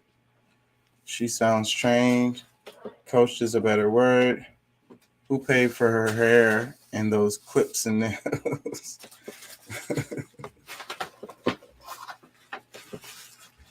Given our modest cosmic standing, then, it's incredible to think that even if we were to somehow explore the entirety of the universe, there might still be more out there. But this is Unveiled, and today we're setting sail to travel the multiverse, and this time through the lens of Hindu cosmology. Do you need the big questions answered? Are you constantly curious? Then why not subscribe? Is pretty much anything nowadays, then you're probably familiar with the multiverse. The theory that we're all living in only one of possibly infinite parallel universes. And while there's no confirmed scientific consensus as to whether or not the multiverse in any of its many guises is true, it is a concept that has crossovers into faith as well. So for today's video, we're assessing the multiverse as conceived in Hindu cosmology. To understand this multiverse, it's helpful to first consider other aspects of Hindu mythology. For example, there's an important distinction made here between matter and spirit. In Hinduism, the universe is composed of both of these things, with the main difference being that matter is physical and can therefore be destroyed, whereas spirit is non-physical and can so never be destroyed. For Hindus, the physical, material part of existence is then an illusion. And so it follows that the ultimate goal of Hinduism is to reach enlightenment, a level of existence at which one can see through the illusion and realize that all material things are temporary and that the spirit is always more important. The cyclical nature of existence is another major and well-known theme in Hinduism, and ultimately it's another key aspect to the Hindu multiverse. The idea is that all material things go through three main phases of creation, preservation, and destruction. Therefore, again, the physical part of the universe, all things that we can see, feel, hear, and so on, must eventually be destroyed. These three phases are often represented by three of the most prominent Hindu gods: Brahma the creator, Vishnu the preserver, and Shiva the destroyer. And it's believed that the interactions between these three are what fundamentally result in a many-layered reality of multiple universes, a multiverse. In Hindu tradition, the lifespan of the universe corresponds to the lifespan of Brahma, at the end of which Brahma dies and the universe is destroyed with him. Fortunately, though, even after the death of the universe, all is not lost, and a new universe is born out of the ashes of the old. In this way, it's sometimes argued that Hindu cosmology has some similarities with modern scientific theories regarding the universe. Hinduism essentially holds that everything is born from a single point, much like it is in the Big Bang Theory. It then posits that everything eventually collapses into that same point, which comes close to another floated scientific prediction for our universe's fate, known as the Big Crunch. What's most important, though, is that because a new creation always follows from destruction in Hinduism, destruction isn't considered a bad thing.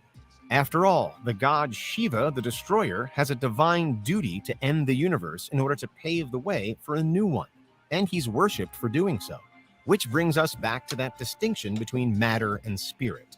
Matter, remember, can be destroyed, but that's fine because the spirit continues.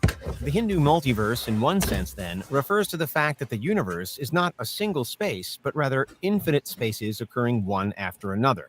But perhaps even more significantly, across various Hindu texts, there's mention not just of one universe that goes through this cycle of birth, death, and rebirth, but rather many. In some cases, it's suggested that there's an endless number of universes that all coexist at the same time. It's variously said that these universes float around just like atoms do from our perspective, and that each one contains its own Brahma, Vishnu, and Shiva, its own story of birth, preservation, and destruction. It's said that each universe consists of many unique layers too, including earth, water, fire, air, and sky, to add more detail. But despite these structural similarities, each universe has the potential to be unique. By hosting different creatures, for example, different environments, cultures, and perhaps different rules of nature. And some universes even come with other universes contained inside them. The possibilities are essentially endless then.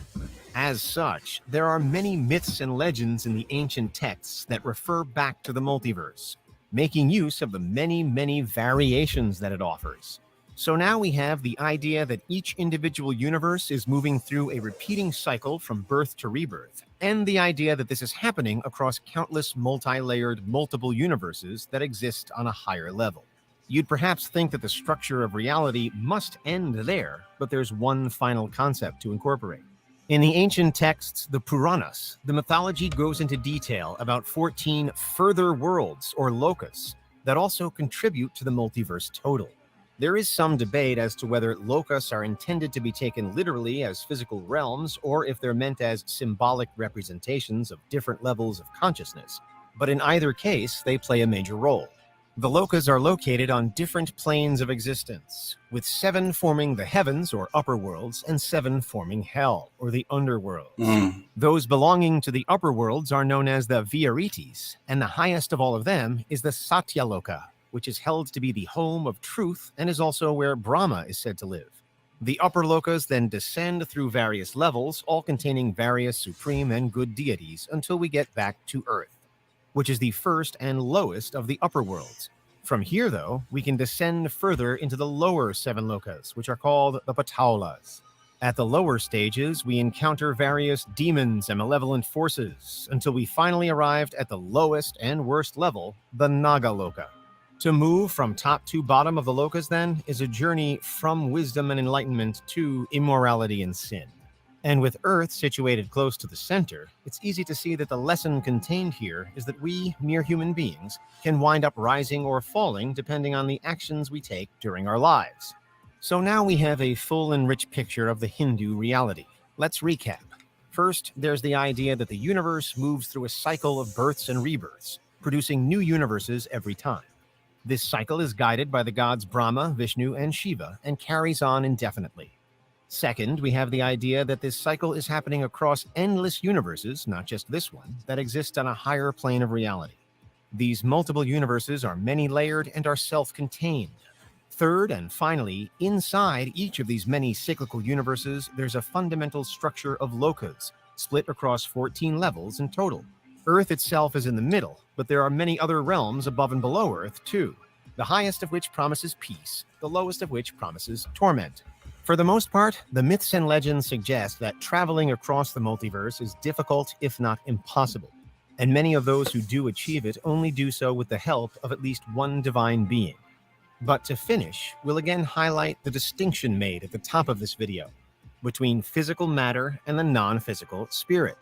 When considered against the backdrop of the multiverse, we encounter the possibility that the spirit can go to places that are otherwise impossible for our physical bodies to reach. We're imbued with consciousness, imagination, and emotions like love, fear, and hope. It's these that color or cloud our experience of life. And it's perhaps through these that we can gain a greater understanding. The multiverse in Hindu cosmology is perhaps then as much a spiritual concept as it is a physical one. There are elements of it that share similarities with emerging theories in physical science, yes, but to truly explore this particular version of the multiverse, you must prepare for a journey deep into your soul. That's heavy. Heavy, heavy, heavy. I don't even know what to say. They said it all.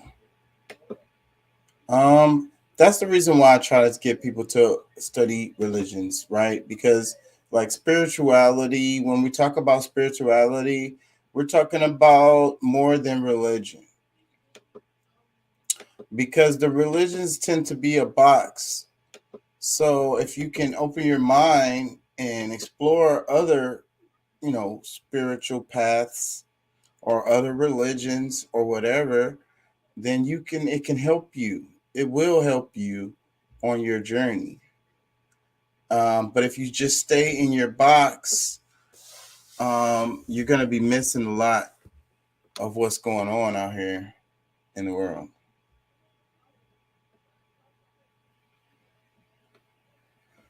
I think I'm putting all y'all to sleep.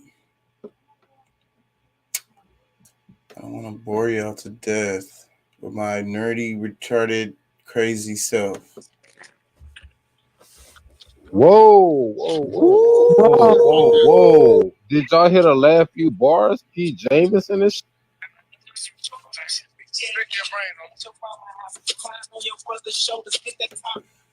I don't even care. I don't know why I stopped on it.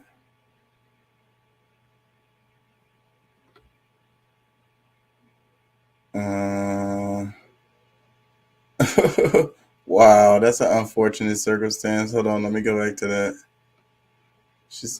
It says Chinese woman stuck in Blande's house for a week as lockdown hits.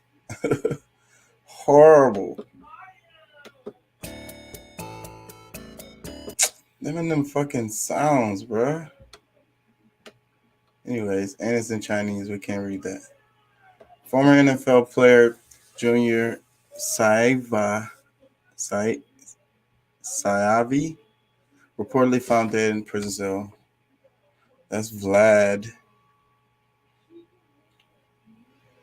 There are a plethora of new black shows live right now. If you haven't, please watch the following: Queens on ABC, Abbott Elementary. I don't care about Lion, fuck.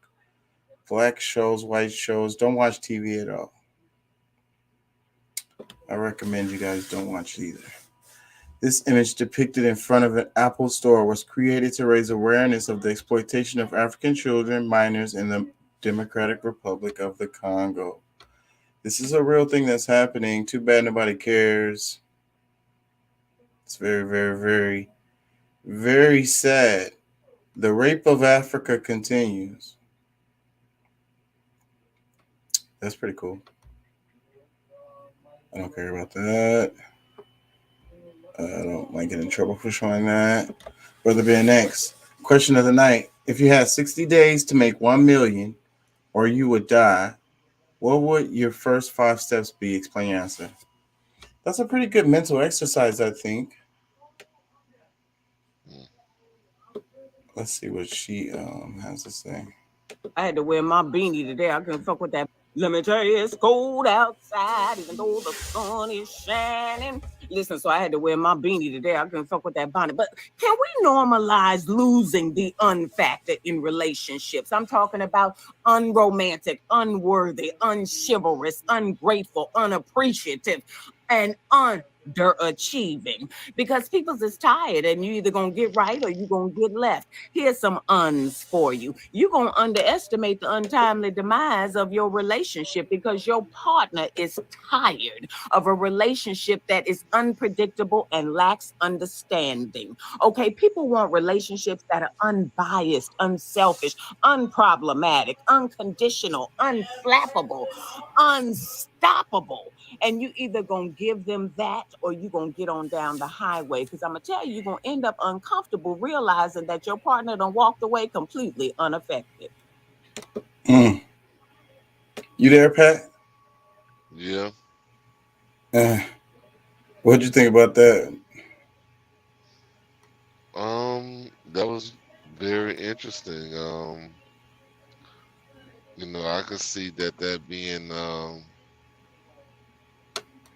you know, I could see that as something that actually is happening as we, you know, in relationships right now, you know, so,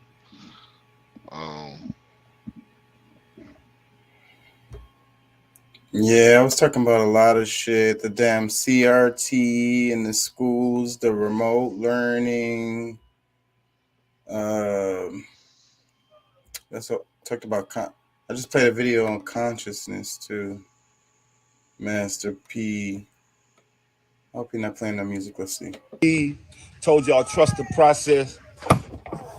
There go them aliens right there. Candy apple green, Mayadi. I mean, the most comfortable shoes on the planet right now. We made fashion comfortable. Where'd you find this? I'm different. Yeah, I'm different. Yeah, man. I'm a fan of Master P, bro. Like him as a person, like the stuff he's done. Yeah. Master P is a big deal. Texas mom so drove. Go ahead. What you say? those are some shoes that he, Yeah, those are his shoes. Apparently, I hadn't seen it before. They look pretty cool. I'm sure they'll sell, and I'm sure whatever deal he has going, it's gonna be, you know, like this his shit, his baby. So anybody that buys his shoes is gonna be supporting them. So that's cool. I love it. I might go and order a pair. They looked cool. I'm gonna go back. They looked cool. You know, they like to present. Really, they did a good job with the presentation of it with the car and shit. But they look cool. Where the hell that shit go? No, yeah, you went way too far.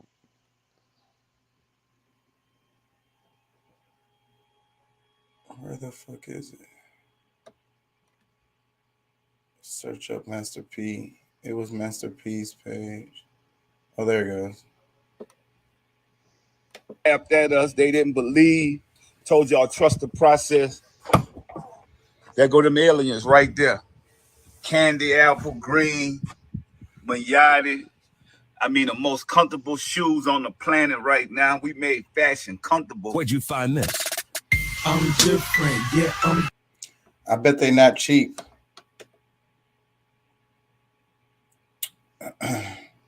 Texas mom drove to coronavirus test site with 6 son in trunk, police say. She is charged with child endangerment. That's from the Washington Post.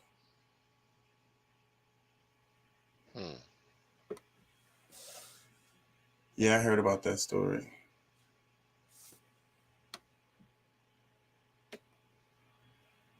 People treat their kids like they own them. Or they're or like it's their pet.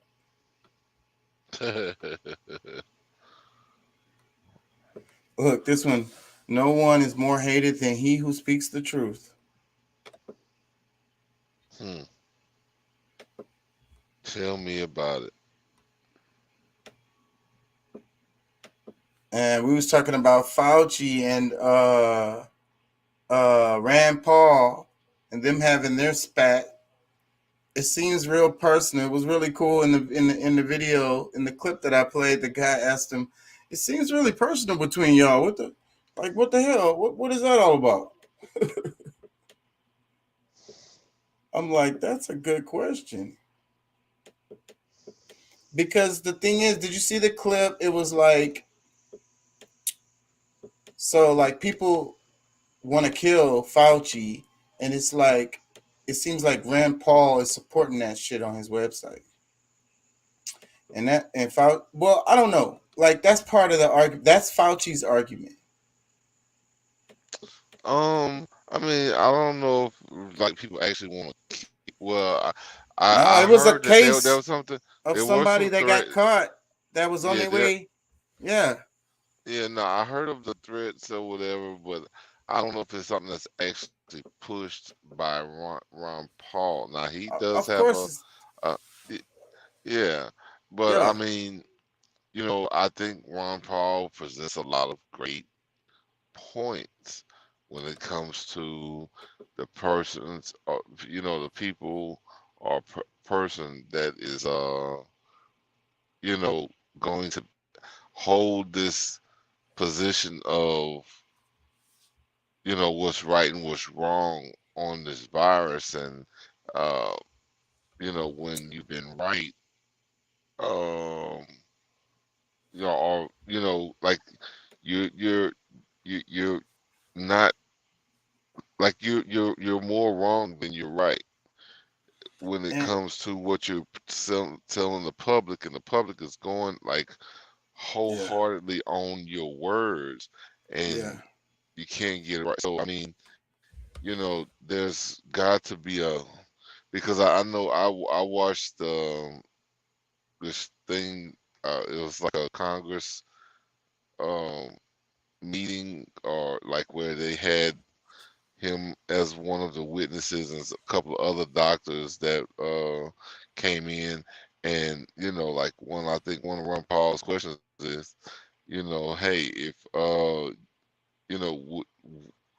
would someone be able to continue to work if they had, you know, uh, I forget what it was, like a percentage or something. But however, it was just like, if you were wrong all these many times, and people, the percentages of people who are getting sick are getting higher and higher, you know, and there's no difference, no change, no adjustments, would that person still be able to keep a job? And you know, that started up like it was.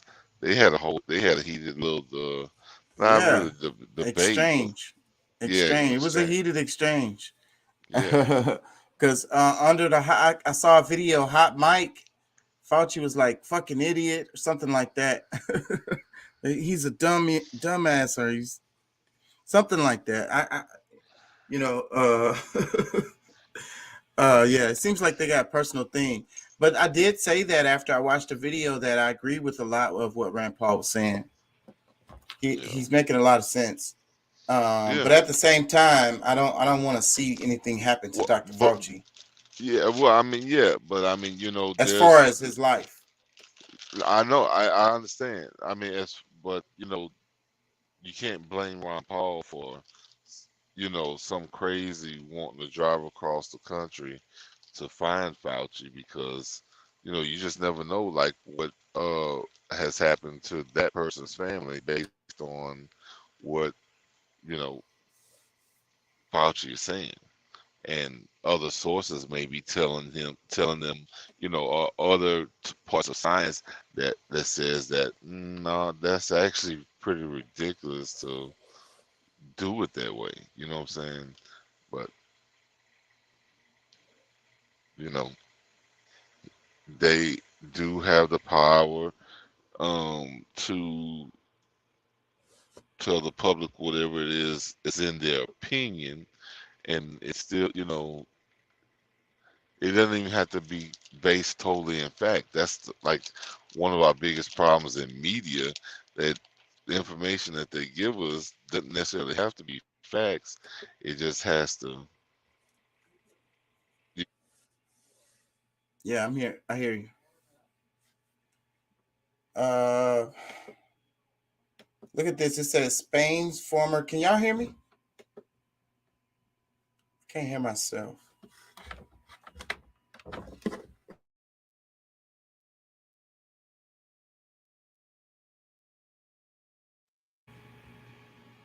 Yeah, let me turn my mic up. All right. Right here it says Spain's former police commissioner says during his trial that Spanish intelligence was behind the 2017 terror attacks in Barcelona and Cambrils. They wanted a small action to frighten the Catalan people, but it went out of their hands. 15 people were killed. That's interesting. Former Spanish police commissioner Jose Manuel Vallarejo said today at the Spanish High Court that Spain's intel was involved in the Barcelona terrorist attack of 2017. That's interesting. You know, when they talk about false flags, and then, you know, you have to think about stuff. I think about like Pearl Harbor.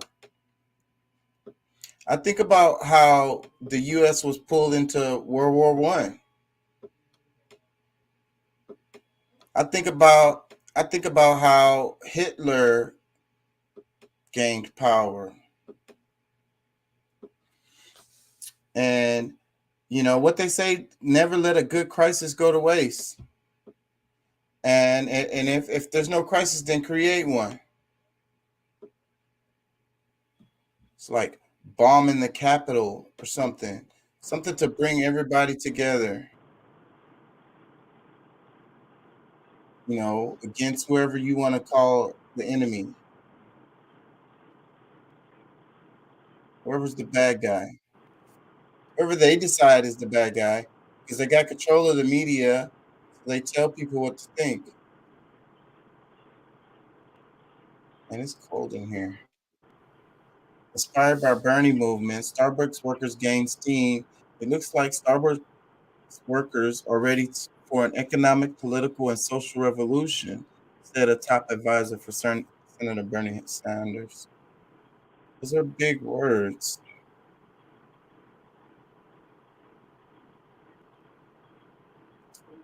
The hell, that can't be real. It says in 1921, Marcus Garvey raised $800,000 with investments from thousands of Black people throughout the world for his Black Star Line company. No leader had ever done this before. That's equivalent to approximately 10.5 million in today's currency. Then this happened. Hold on.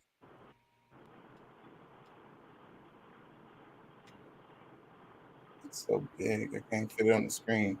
Well-respected figure W.E.B. Du Bois led a smear campaign against Marcus Garvey, branding Marcus must go.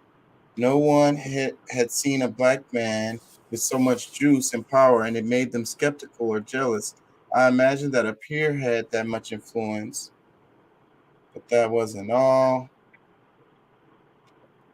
Garvey was so powerful and successful in promoting Black nationalism that he had dual enemies. The U.S. government, who used the flyer of a ship he was raising capital for to arrest him, manipulated by a Black FBI agent, and Black peer group leaders wanted to see him lose. I believe that. J. Edgar Hoover hired the first Black FBI agent ever just to spy on Marcus Garvey.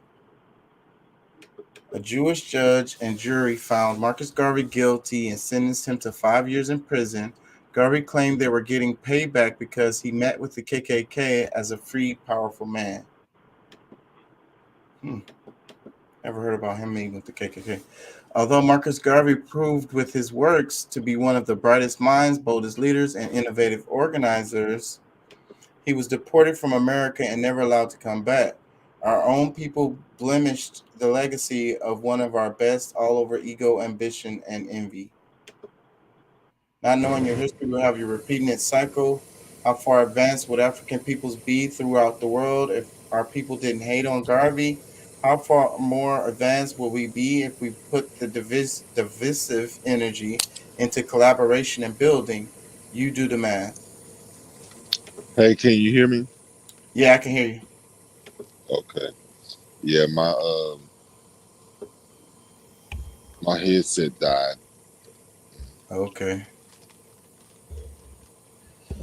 Yeah, man. So the whole the main subject of today was the no black teachers for Cy-Fair. What do you think about that? That's kind of scary. It's you know, obviously a problem going on with the.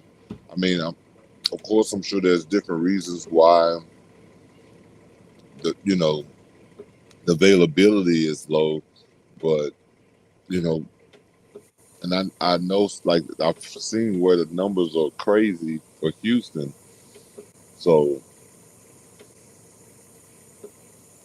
What Hope do you they can. mean? What numbers? The COVID numbers? Yeah.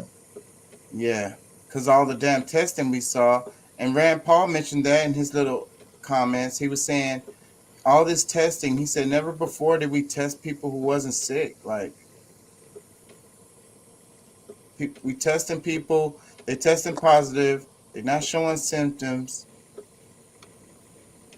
Well, you know, with the holiday season, people getting together, yeah, it gets promoted that, you know, before getting on, you know, airplanes and, you know, all these different things why people need to get tested, you know, which I guess was to ensure that they weren't taking something to people, you know, that they were going to visit. But, you know, I mean, I got my, you know, my little case of COVID during Christmas. But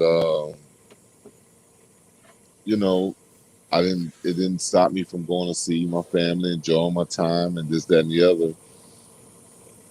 Because I mean, and I guess I don't think me taking the test before that, because I mean, you know, I could have gotten exposed anywhere.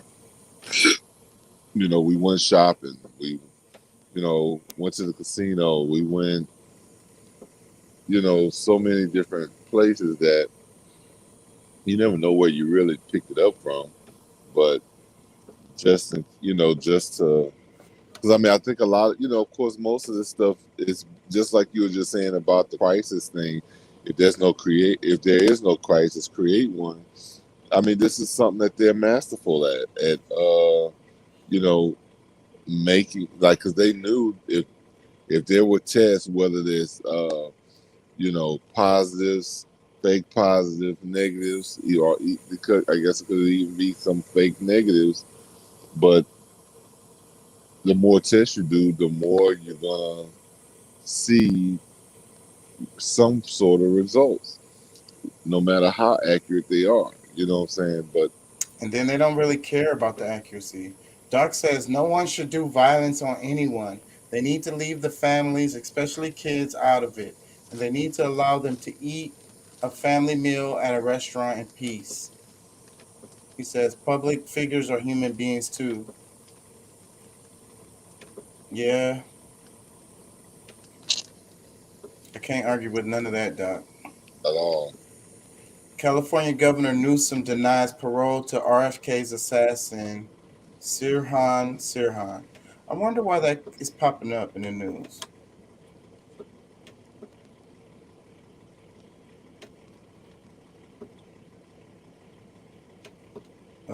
Joe Rogan. Let's play. 18,000 deaths. And this is just the VAERS, which is underreported. This is VAERS, Vaccine Adverse Event Reporting System. And we know in that system, these are certified by the CDC. So the red box report comes up once a week. It's certified by the CDC. That means all these events really happened because they come in as temporary VAERS numbers and then they vet them. So all of these really happened. 18,000 deaths. There are 30,000 individuals who are permanently disabled after the vaccine. I've been telling Okay, right. people. Go ahead. I've been telling people about that site for a while, and I'm not sure how interested people are on really knowing what you know, injuries are actually happening from the vaccine. That's not no, not really anything to do with COVID testing results or anything like that. That is all like things that happen,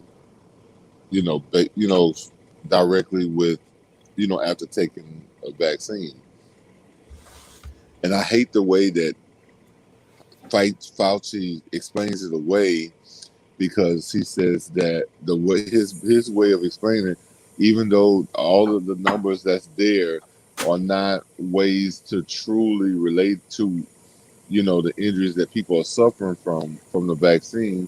But he says, but if somebody has an accident, a car accident, after right after leaving from getting the shot, they that would be considered an event that happened, during the period of noticed by now the same taking a shot.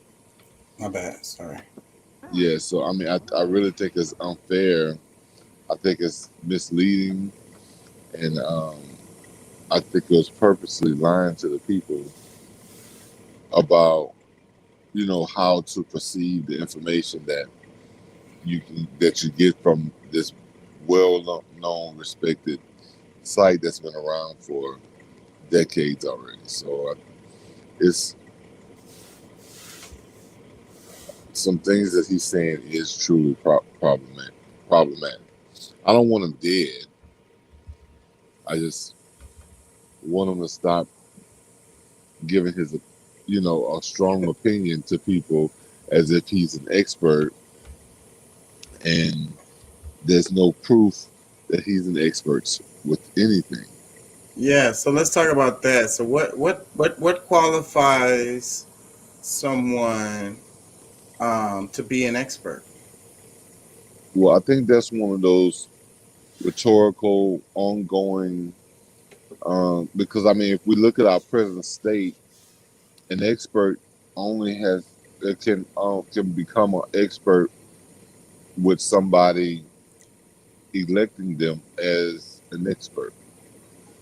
Um, even though Fauci has been holding high positions for decades, especially in CDC, but he was connected. He didn't necessarily have to prove himself. He was popular. A lot of of the higher ups knew him, so he was able to get cushy jobs that put him in positions of power early, without any true work or research or anything like that. I think it really takes some hands-on um, clinical trials, like things that you actually have firsthand knowledge of, to be able to pass on your opinion based on what it is that you know. Yeah, but I think, and one of the things that Rand Paul said, and that's what got them, it seems like it got Fauci really upset, was like, how you're making money off of this. And I think that he is, you know what I'm saying, on the side. And I think a lot of that's going on. Like they was talking about Nancy Pelosi with the insider trading and so forth and so on. This is that, but different, related to the companies. It's more like, what's his name, who was giving the Democrats all the damn problems with everything they was trying to pass. And he's a Democrat. What the hell is his name? Damn it. Now you got me beat.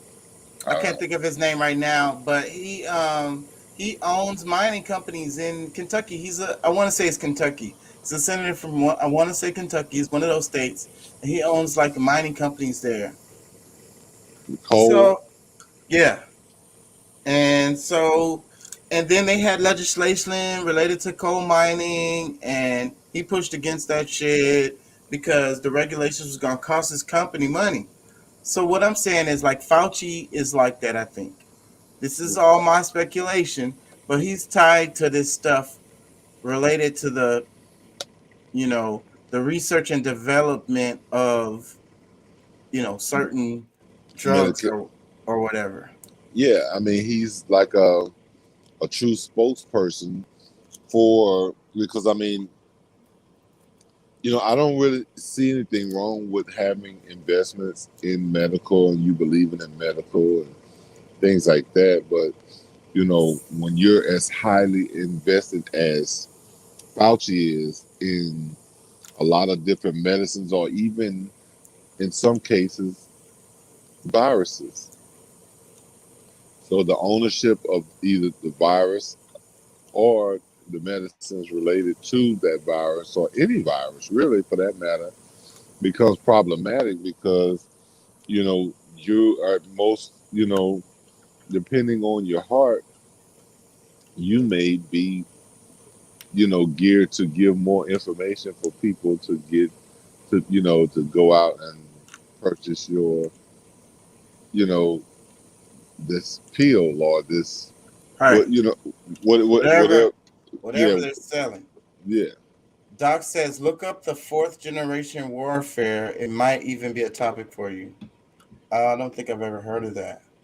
Let's check this little video out that I've been playing. So it's probably annoying to the people to not hear it. Let's play this. If you haven't noticed by now, the same fast food industry that makes millions of dollars feeding the masses illnesses through dysfunctional diets is now trying to go vegan. Vegan burgers are now available at every Burger King, and even KFC is offering a new plant-based fried chicken. But what they're not saying is that these new vegan options are in fact synthetic 3D printed meat. Yes, KFC has partnered with Russian scientists to develop lab-made chicken nuggets. In fact, the leading investor and advocate of the synthetic meat is one of the world's most wealthiest men today, known as Bill Gates. And I'm gonna tell you why that's important. Now, over the past 17 years, Bill Gates has spent over $6 billion buying up farmland and now owns a large majority of the farmland in America, which is an attempt to control the food supply, which in turn controls the population. According to Bill Gates, everyone should be eating fake meat in an attempt to save our planet. Now, ironically, this statement of saving our planet is coming from the same man who believes that our planet is overpopulated. The Gates-funded Impossible Foods has over 24 patents and over 100 patents pending to artificially replicate cheese, beef. So if you haven't noticed by now, the same fast food industry that makes millions. That's pretty heavy. That might even get me in trouble for playing that because that's a little controversial. What do you think about that? You there, Pat? Yeah, I'm here processing because he was actually going kind of fast on his thoughts, but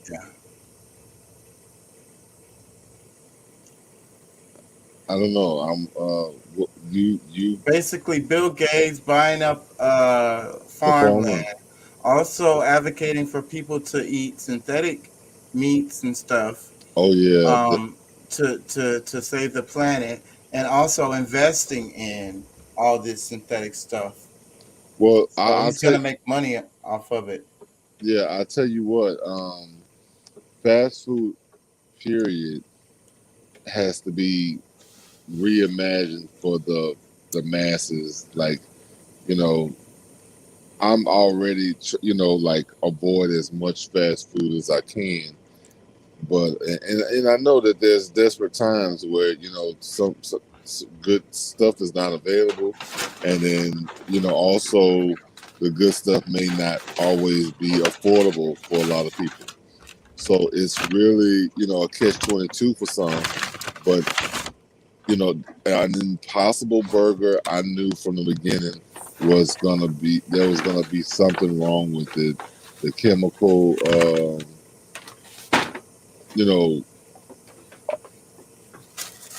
Portions or things that's going to be in it I didn't believe would be. So I agree there needs to be a revolution related to fast food and food in general, related to agriculture and related to the amount of people and related to the environment and all the fucking meat. So what do you think we should do? Wait, let me read his comments. I'll pass until we see the next generation of babies look like. Oh damn. So so what do you think should be done though? What is the answer though? What is the major change, or like what would it look like? I mean, implementing the changes that you can.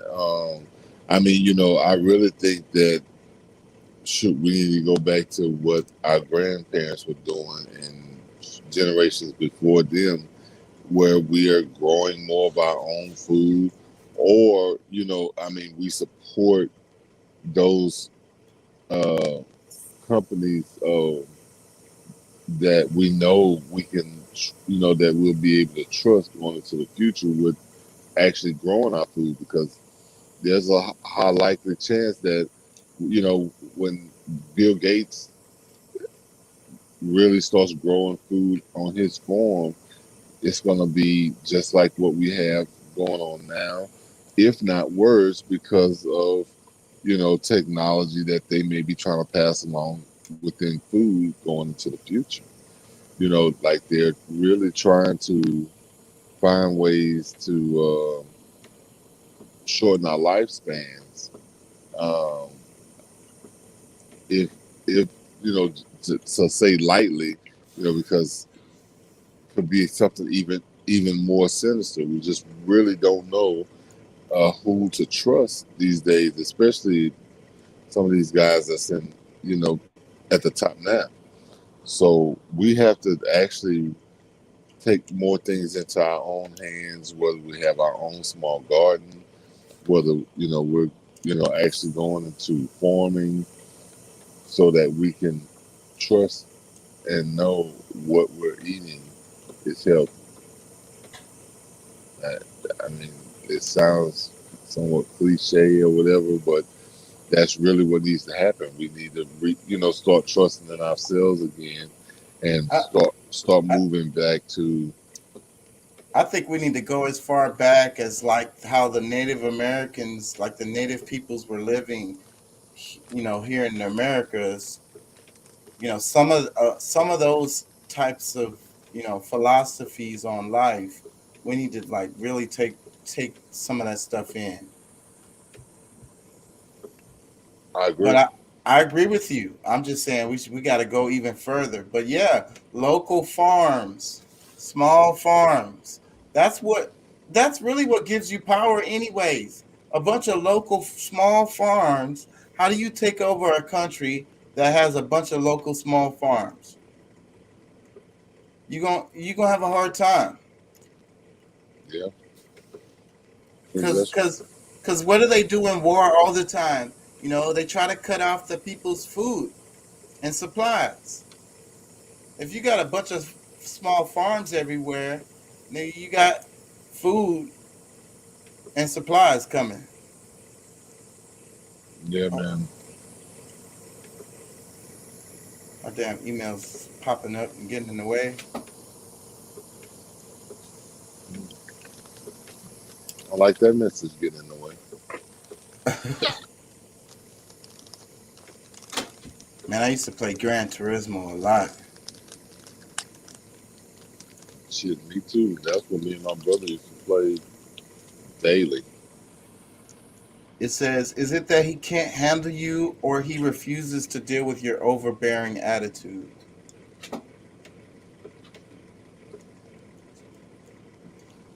There's sex without love, and there's love without sex, and there's you without both.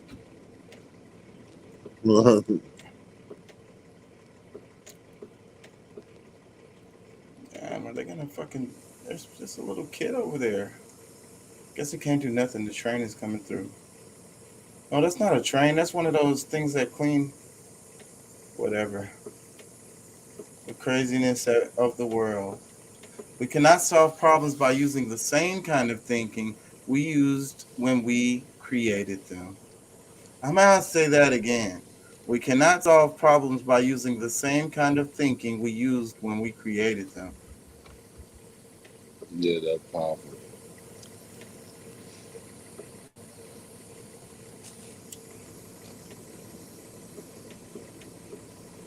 Yeah, man.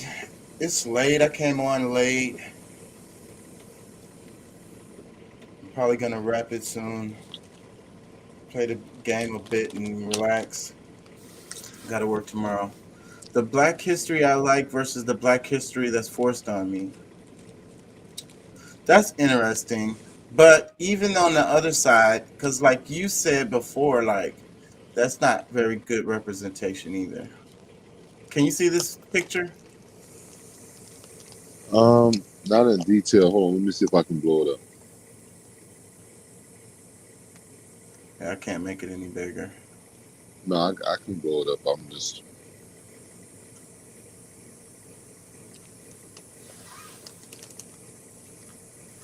I could probably download it and upload it, but it's not that serious.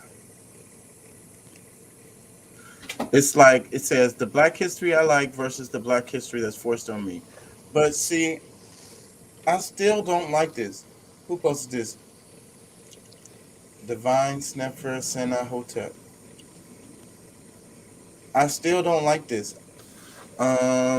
Because I feel like the representation still isn't right. It's so not right on both sides, really. But anyways, I'm gonna move on. I can't stand seeing men complain about women. Why are you even tolerant of behaviors that don't further your purpose? That's why my ass is single. Huh. Some children who incarnate are much older than their parents, not in mortal earth years, but in vibrational frequency and evolution. I think that's true. Like they say, she an old soul. She been here before. Mm-hmm.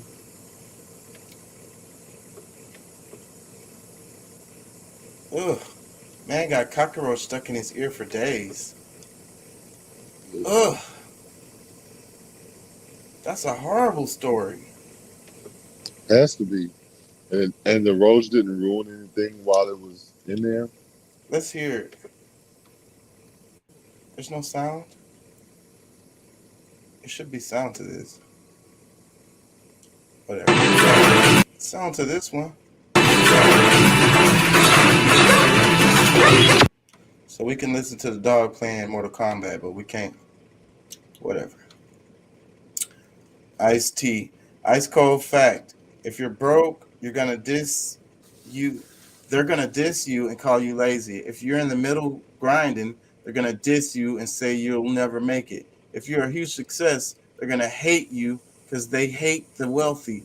You can't win. Just do you and F them. That's pretty good advice. I ain't gonna lie. Yeah, I agree.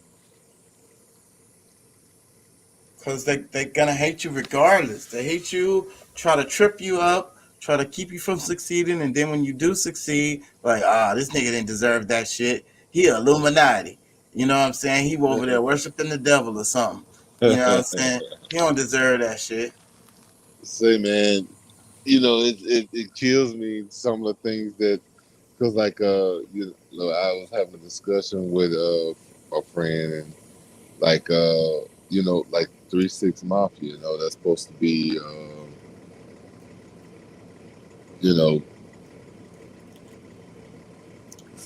built-in symbolism, this, that, whatever, blah blah blah. But when you really look at the 3-6s, the 3-6s pretty much stands for life.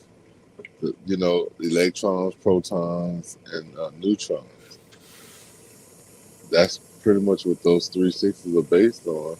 But if you don't understand that and realize that your mind, for whatever reason, people's minds go to directly, don't pass go to Because they brainwashed. yeah. And they don't take the time to look up the shit on their own. Because anybody that's done any amount of studying, because it's superficial too. You don't even have to dig too deep, and you're going to come up on that.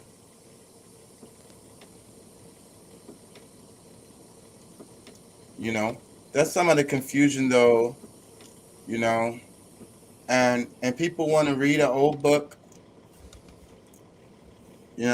because no disrespect to the Bible, but it's an old book, just like there's a lot of other old books. You put it on the shelf with the rest of them. That's life comes with a price. This is gonna be, let's hear. For what it is you want out of life, you find out how little you really want it. When I used to play the violin in my grade school, little boys would come up to me and say, Man, how you play the violin like that? How long have you been playing? I said, oh, 8 years. They said, how long will it take me to play like you, brother? I said, well, nearly the same. He walked away. He ain't got patience to work hard at something long enough to become good at it. What do you want? Quick fix? Do you think freedom is an overnight thing, brother? Sister, do you think we can straighten out a problem that took 400 years to make in one day, in 1 week, in one generation? You can accept the thing as long as you don't have. I don't agree with the last statement because I think you can, in one generation, undo some shit that took 400 years. Yeah, no, I mean we can make humongous changes. I mean, I like when you hear conversations because that I forget what video it was, but and the guy's name that was in it, but it was talking about mind. Like everything is mental. Like anything you want, anything that you need or want, must haves and this, that, and the other. I mean, when you set it in your mind that you're gonna have it, you can handle the responsibilities going along with it. That you can, you know, actually have dreams come true. Like, but I mean, I don't think there's enough people that actively exercise ways, to attract certain, these huge amounts of money into your life. It just whatever it may be. I mean, it don't even have to be that. It's just believing in yourself enough, or stop looking at so many outside entities that keeps you from growing.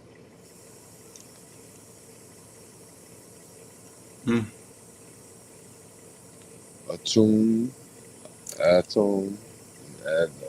Yep, that's what I'm sitting here. My brain is going to because I mean I've seen all this before, but every time, and it's funny how the universe works because this is what you was just saying.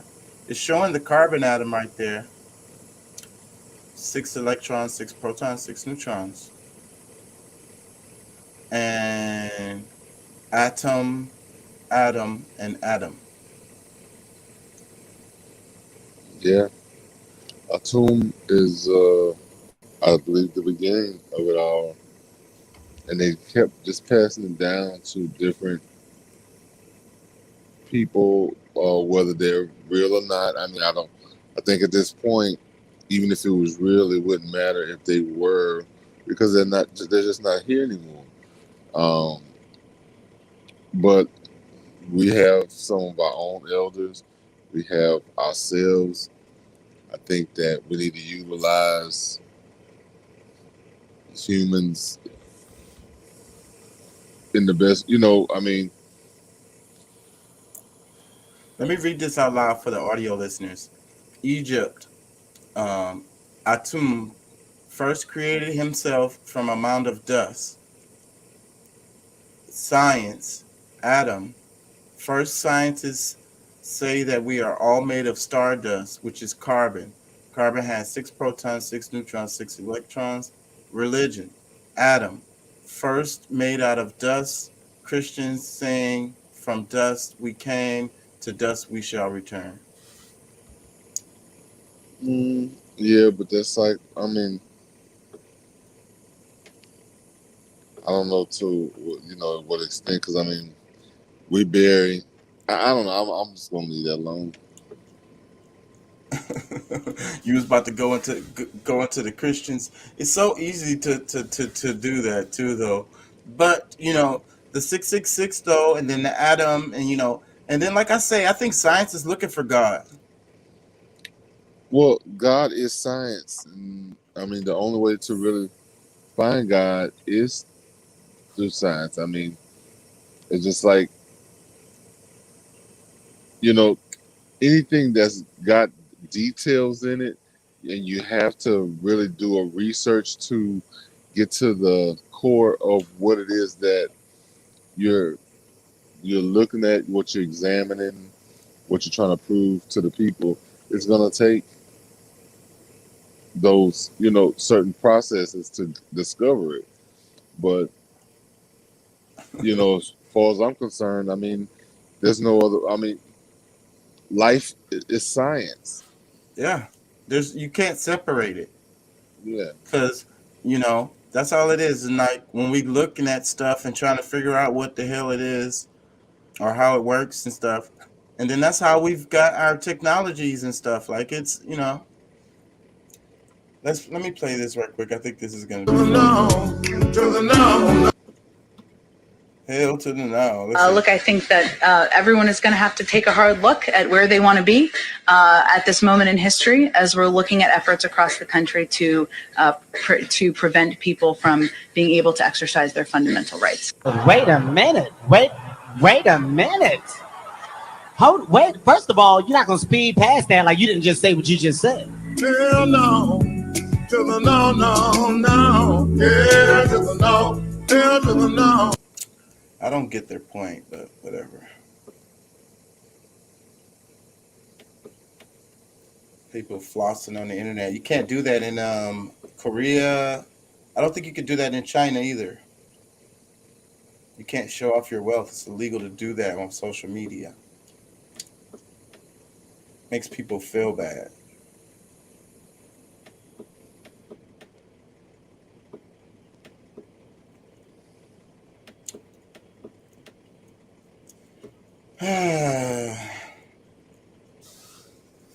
Embrace technology. Use new technologies to raise the standard of living for all people. Hence, the infusion of machine technology will no longer be a threat. The Venus Project. Beyond politics, poverty, and war.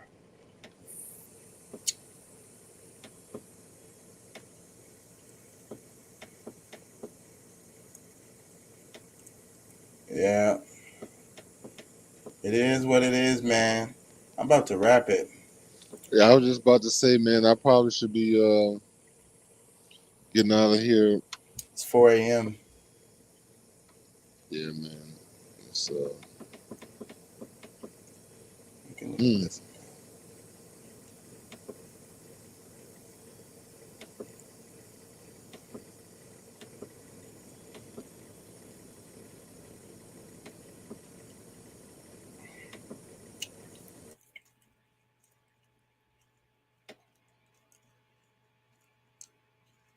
Hell to the no.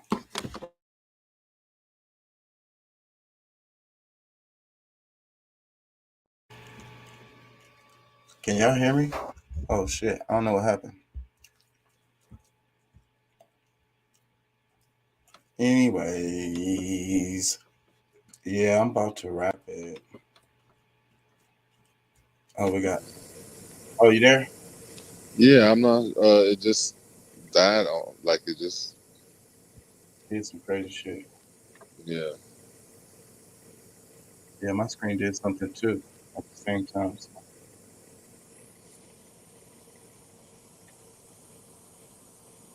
Latest from the chemical warehouse fire in Passaic. Mayor tells me no injuries reported. 2 large chemical companies are burning. One makes chlorine. Again, residents asked to keep their windows closed. Passaic Mayor Hector Laura tells me 100,000 pounds of chlorine are burning. Latest from the chemical warehouse fire. Random. Yeah. The internet is random. Yeah.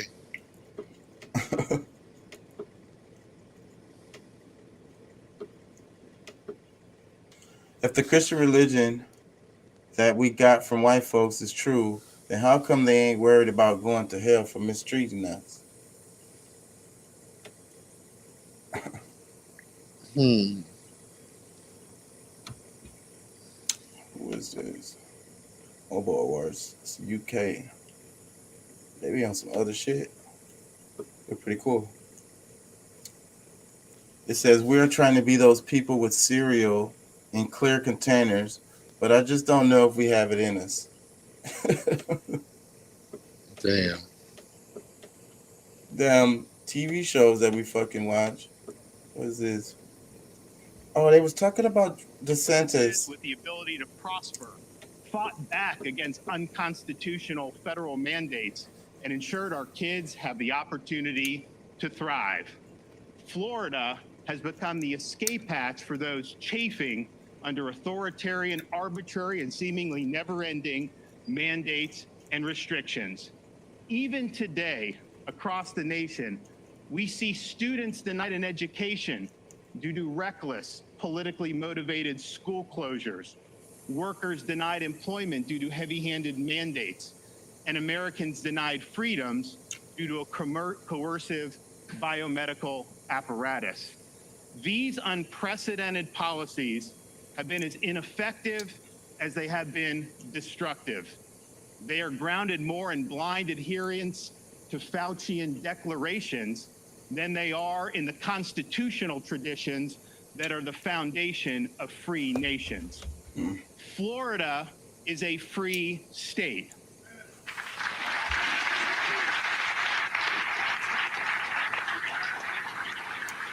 Yeah, so I've been seeing news of them kind of like smearing DeSantis, but I think it's because that nigga gonna run for president. I think he could beat Trump. I think he would. I think he would hands down beat Trump.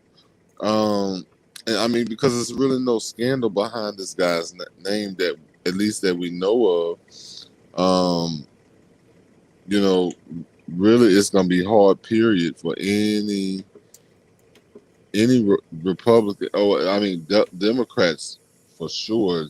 It's gonna have a tough time, but And that's I'm saying I think the Republicans are finna clean up this next cycle. yeah, They're gonna clean up this next cycle. And all they gotta do is get behind DeSantis and Trump. His name is gonna be there, regardless of what the capacity is. I think he's gonna run for president again. Trump. Yeah. Yeah, I don't know. I think it's somewhat of a waste of time, but I really like this Florida governor. So that's the thing. It's gonna be, the RNC. So what they're gonna do is gonna be it's gonna be DeSantis and Trump out of them two, for them to choose who gets the the nomination of the Republican for president. There might be another name out there that I'm missing that I can't think of right now, but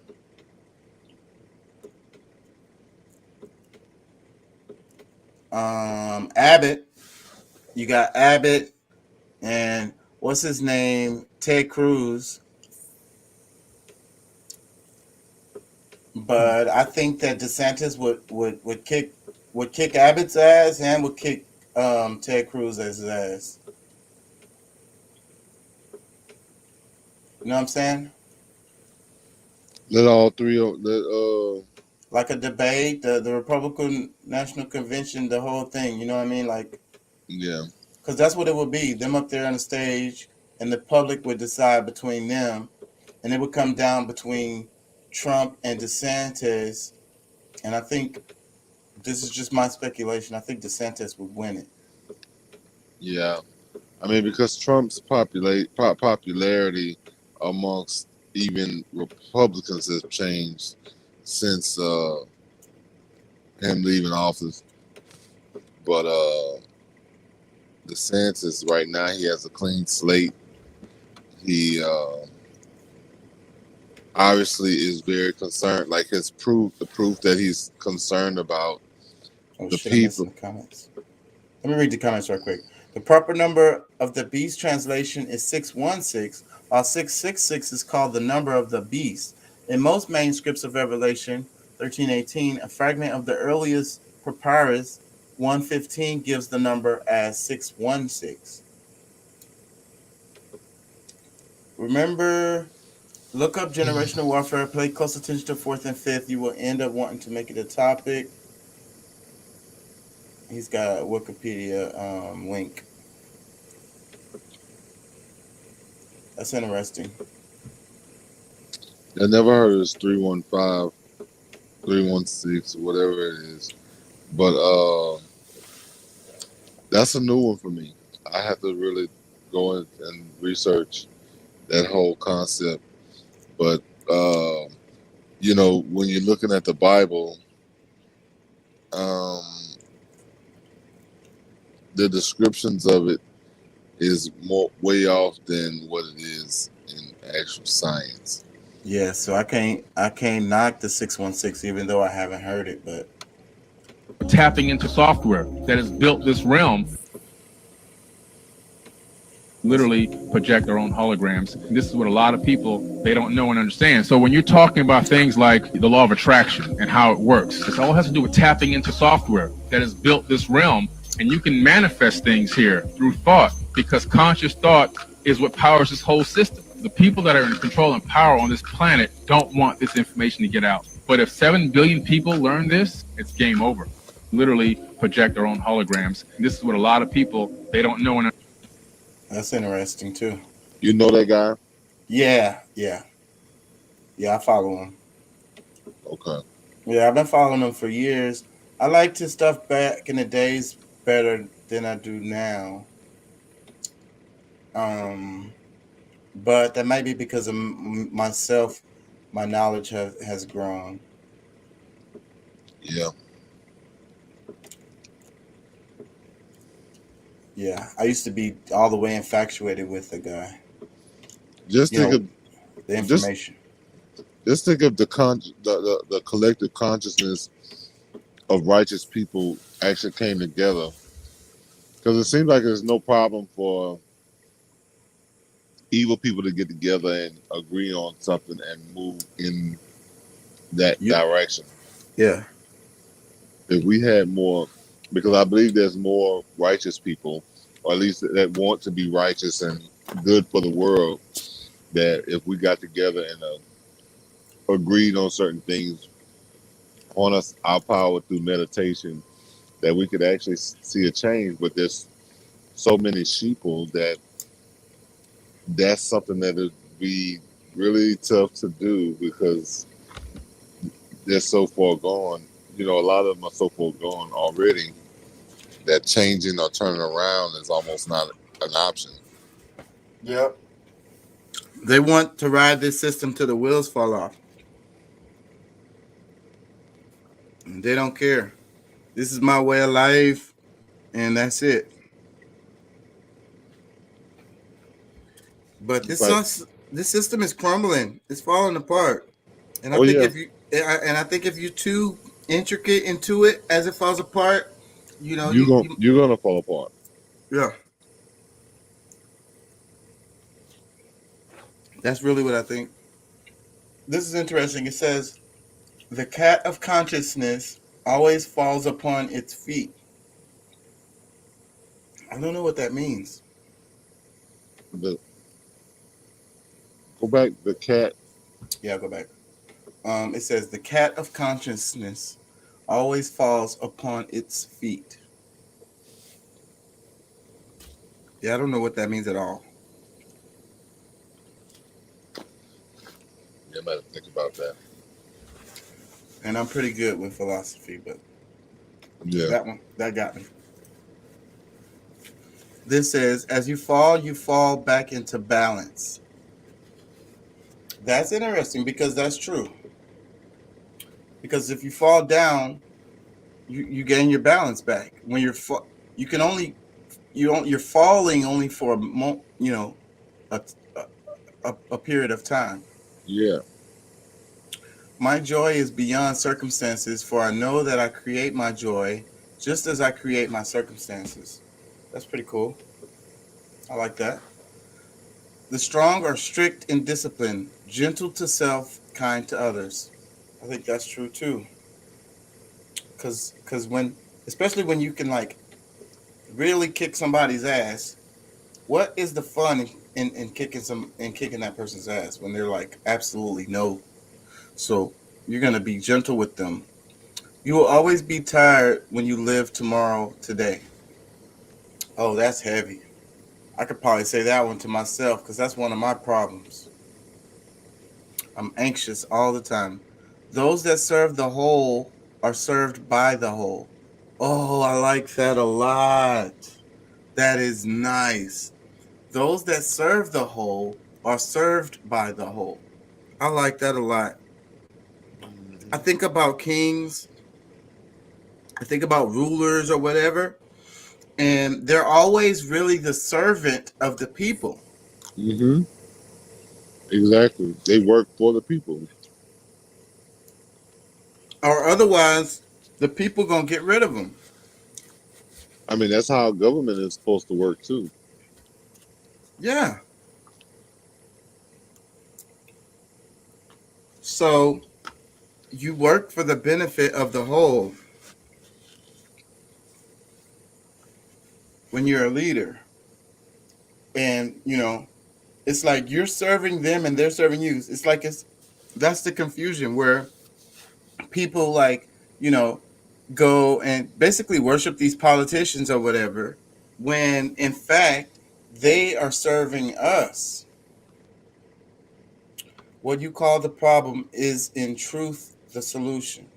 What you call the problem is in truth the solution. I don't get this one either. Hold on.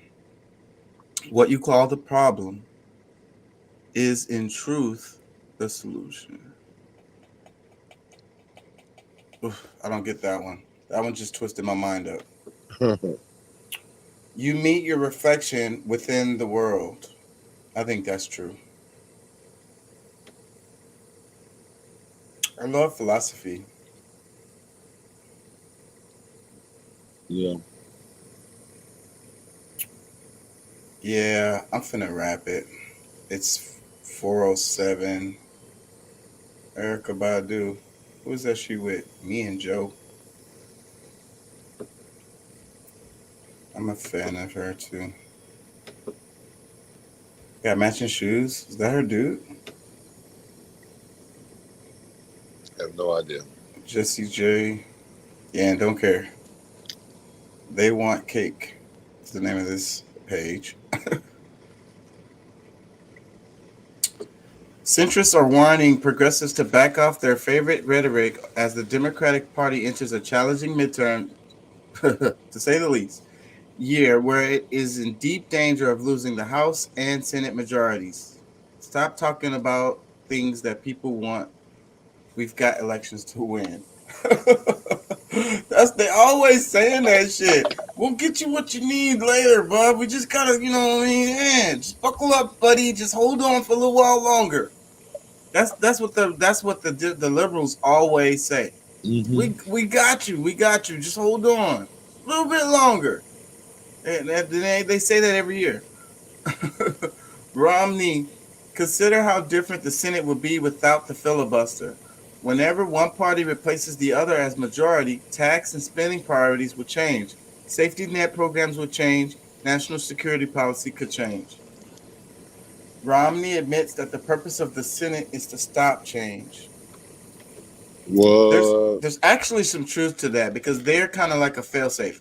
South Dakota governor introduces 2 bills to ban the teaching of the First Amendment and racism. What? Taught to be involved and used in an activist agenda. So it's a bill that will ensure that we don't see happening what we've seen in other places around the country. And we're doing it in combination with another bill that we're introducing that will ensure that we don't have racism taught in our curriculum and in our schools as well. See, that's what I'm talking about. CRT, huh? That's what's happening. I'm telling you. That's really what it is. It's really all political. They're going to use this to ride their ass into a bunch of political offices, and it's going to work. This says, I like the Biden-Cheney 2024 suggestion because at least it would be Dems thinking outside the box. Biden-Cheney. Is Cheney even still alive? I know that nigga in a wheelchair. Yeah, I don't recall him dying. He's definitely, that's a ridiculous, Andrew Yang posted that. That's a ridiculous tweet because I ain't even going to talk about it. That's too ridiculous. It says, why these millennials are rejecting home ownership to become forever renters. Renting can have many benefits. These millennials are rejecting home ownership and mortgages. Property ownership isn't everyone's goal.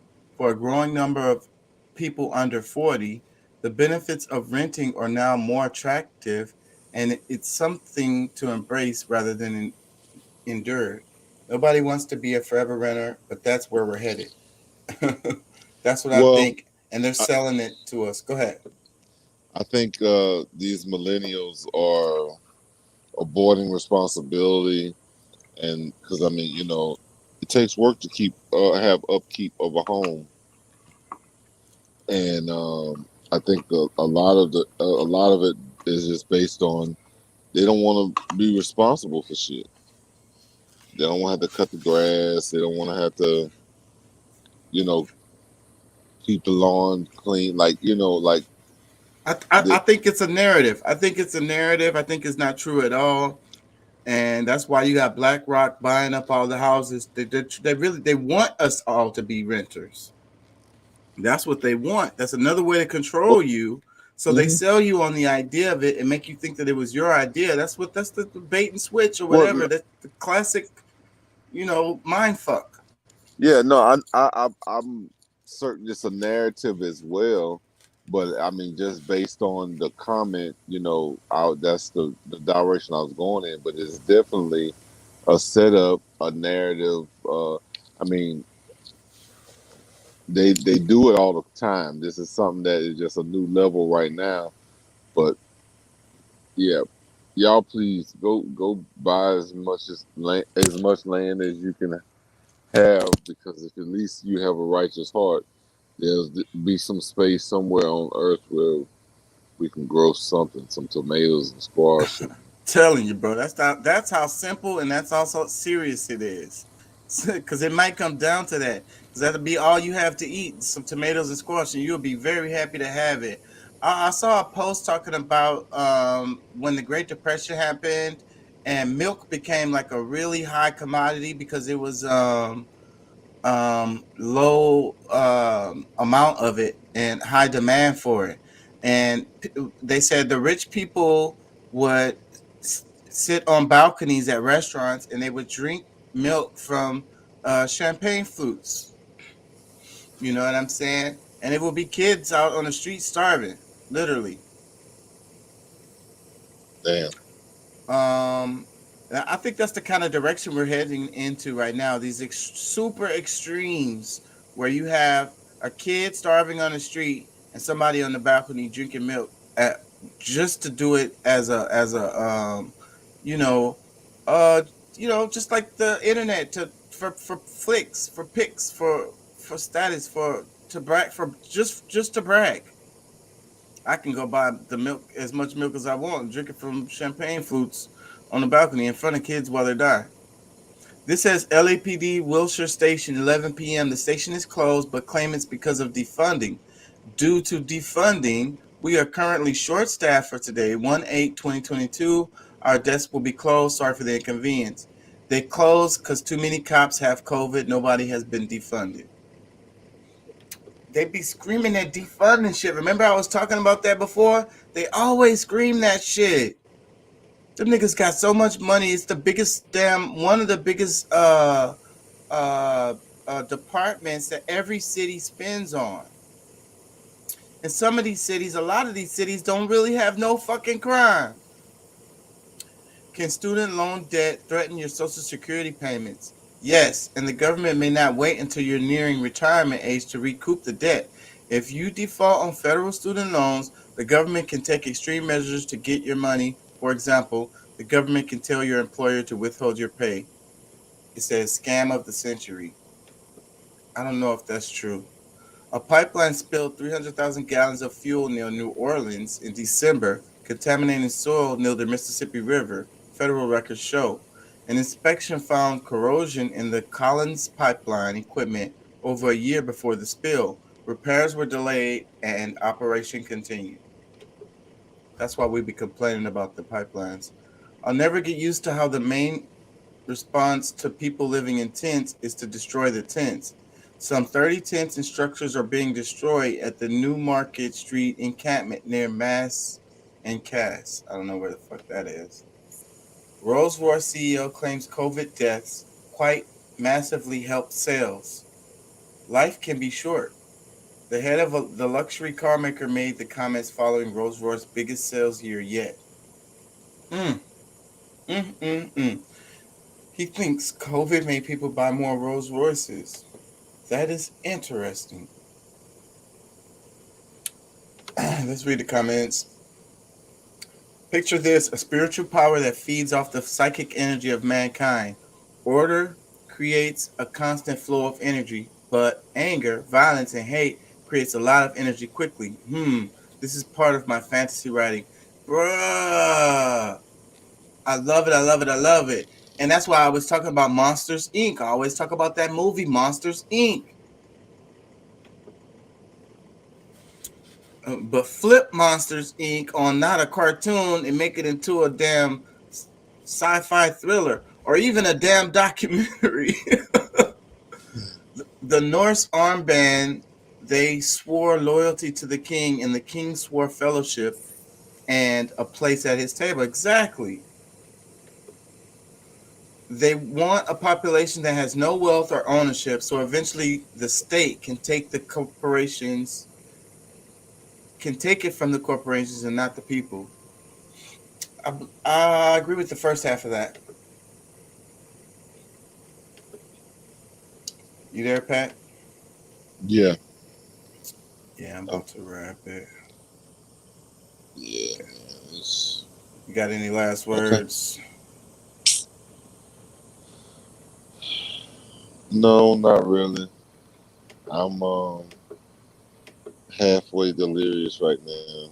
I'm in and out. So Where you at, anyways? I'm in Minnesota. Okay. Just barely beating the snowstorm that's coming through this way. Ain't gonna drop all the way down to the south and back up. Yeah. So you're gonna miss it? It looks like you're gonna miss it. I hope so. That's what I'm praying for. I don't really know when it's supposed to really drop hard, like because it's supposed to be dropping like 12 to 18 inches of snow. It's cold in this apartment right now, but I think they got the air conditioner on. Yeah, let me see.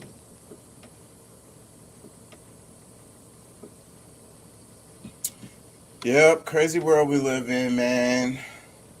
Let's get one thing straight. The changes in the voting laws by Republican state legislators aren't a response to voter fraud, which is non existent, but to voter turnout, which they want to suppress. This is Robert Wright.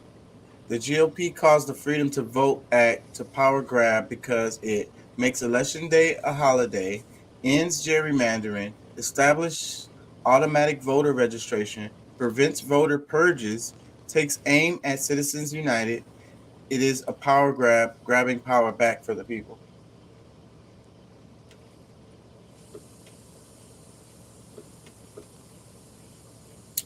Oh, that's beautiful. What's that? Oh, it was just an image that I just scrolled past. China has some really beautiful ass places.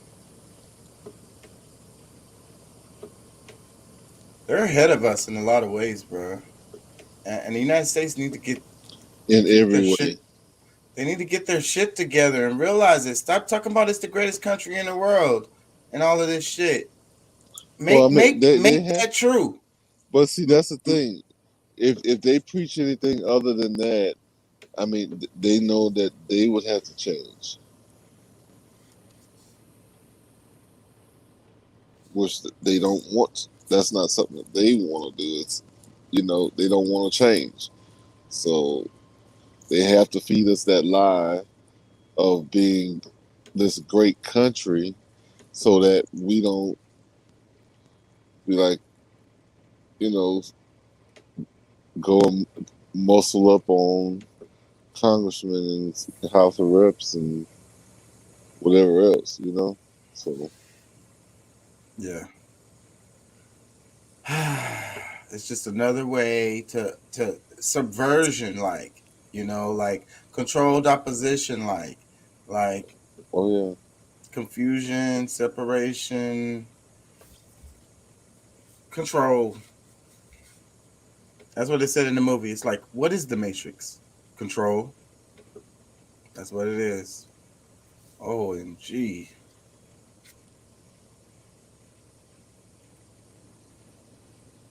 What they say, good googly woogly.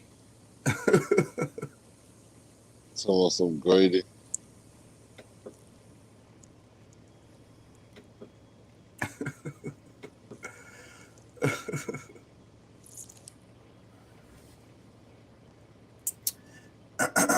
Anyways. Yeah, I'm gonna go on and exit, man. Yeah, thank you for being here, bro. All the time. Oh yeah, for sure, for sure. And thanks for your time. And be safe in that weather, man. Always, man. You know, with the temperatures staying, you know, it wasn't any real fluctuation in the temperature is what makes it not so bad. But when you get close to freezing, or you know, let's say going above freezing, and the snow starts to melt, and then it goes up again or drops down again to lower numbers, lower than freezing. That's when you have the biggest problems because you just created That ice. ice. You probably gonna get some black ice. Slick, real slick conditions. Nah, not right. At least not right now. But I'm watching watching the what I can of the weather to see for myself. Yeah.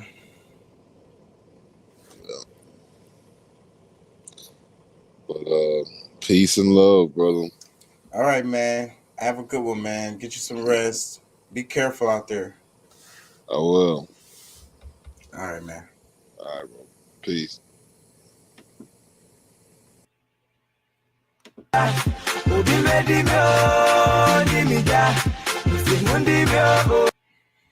had to hear what the hell the sound was to that. I'll probably get in trouble for that.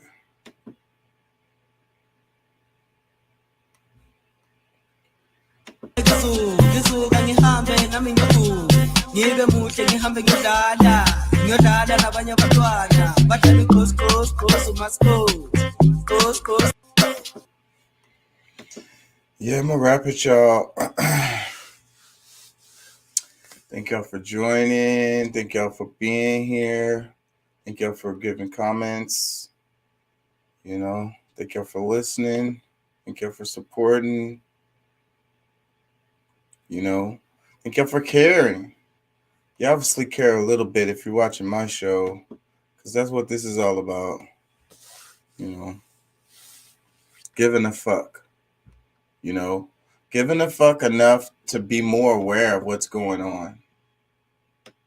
You know, at least that much of a fuck.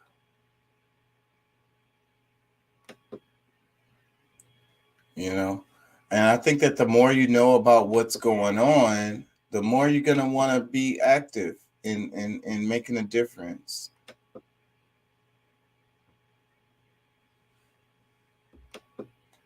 So that's what we're doing. And I also want to have a place where you can come and be comfortable and talk, and also a place where we can come and share resources and information, data, whatever, you know. And this place is for everyone. It's for everyone. It's not excluding anyone. All you have to do is have a heart. If you got a heart, then you have a home here with us. Anyways, y'all. He says it's how China did it.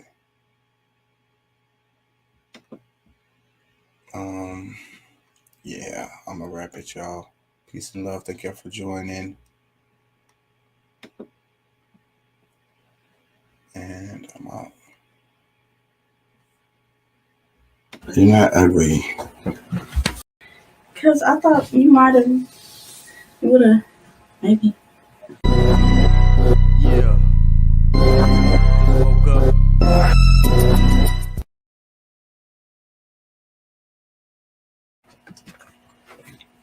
Oh my God. Why is it? No. Because I thought you might have, You would've, maybe. Yeah. Just woke up.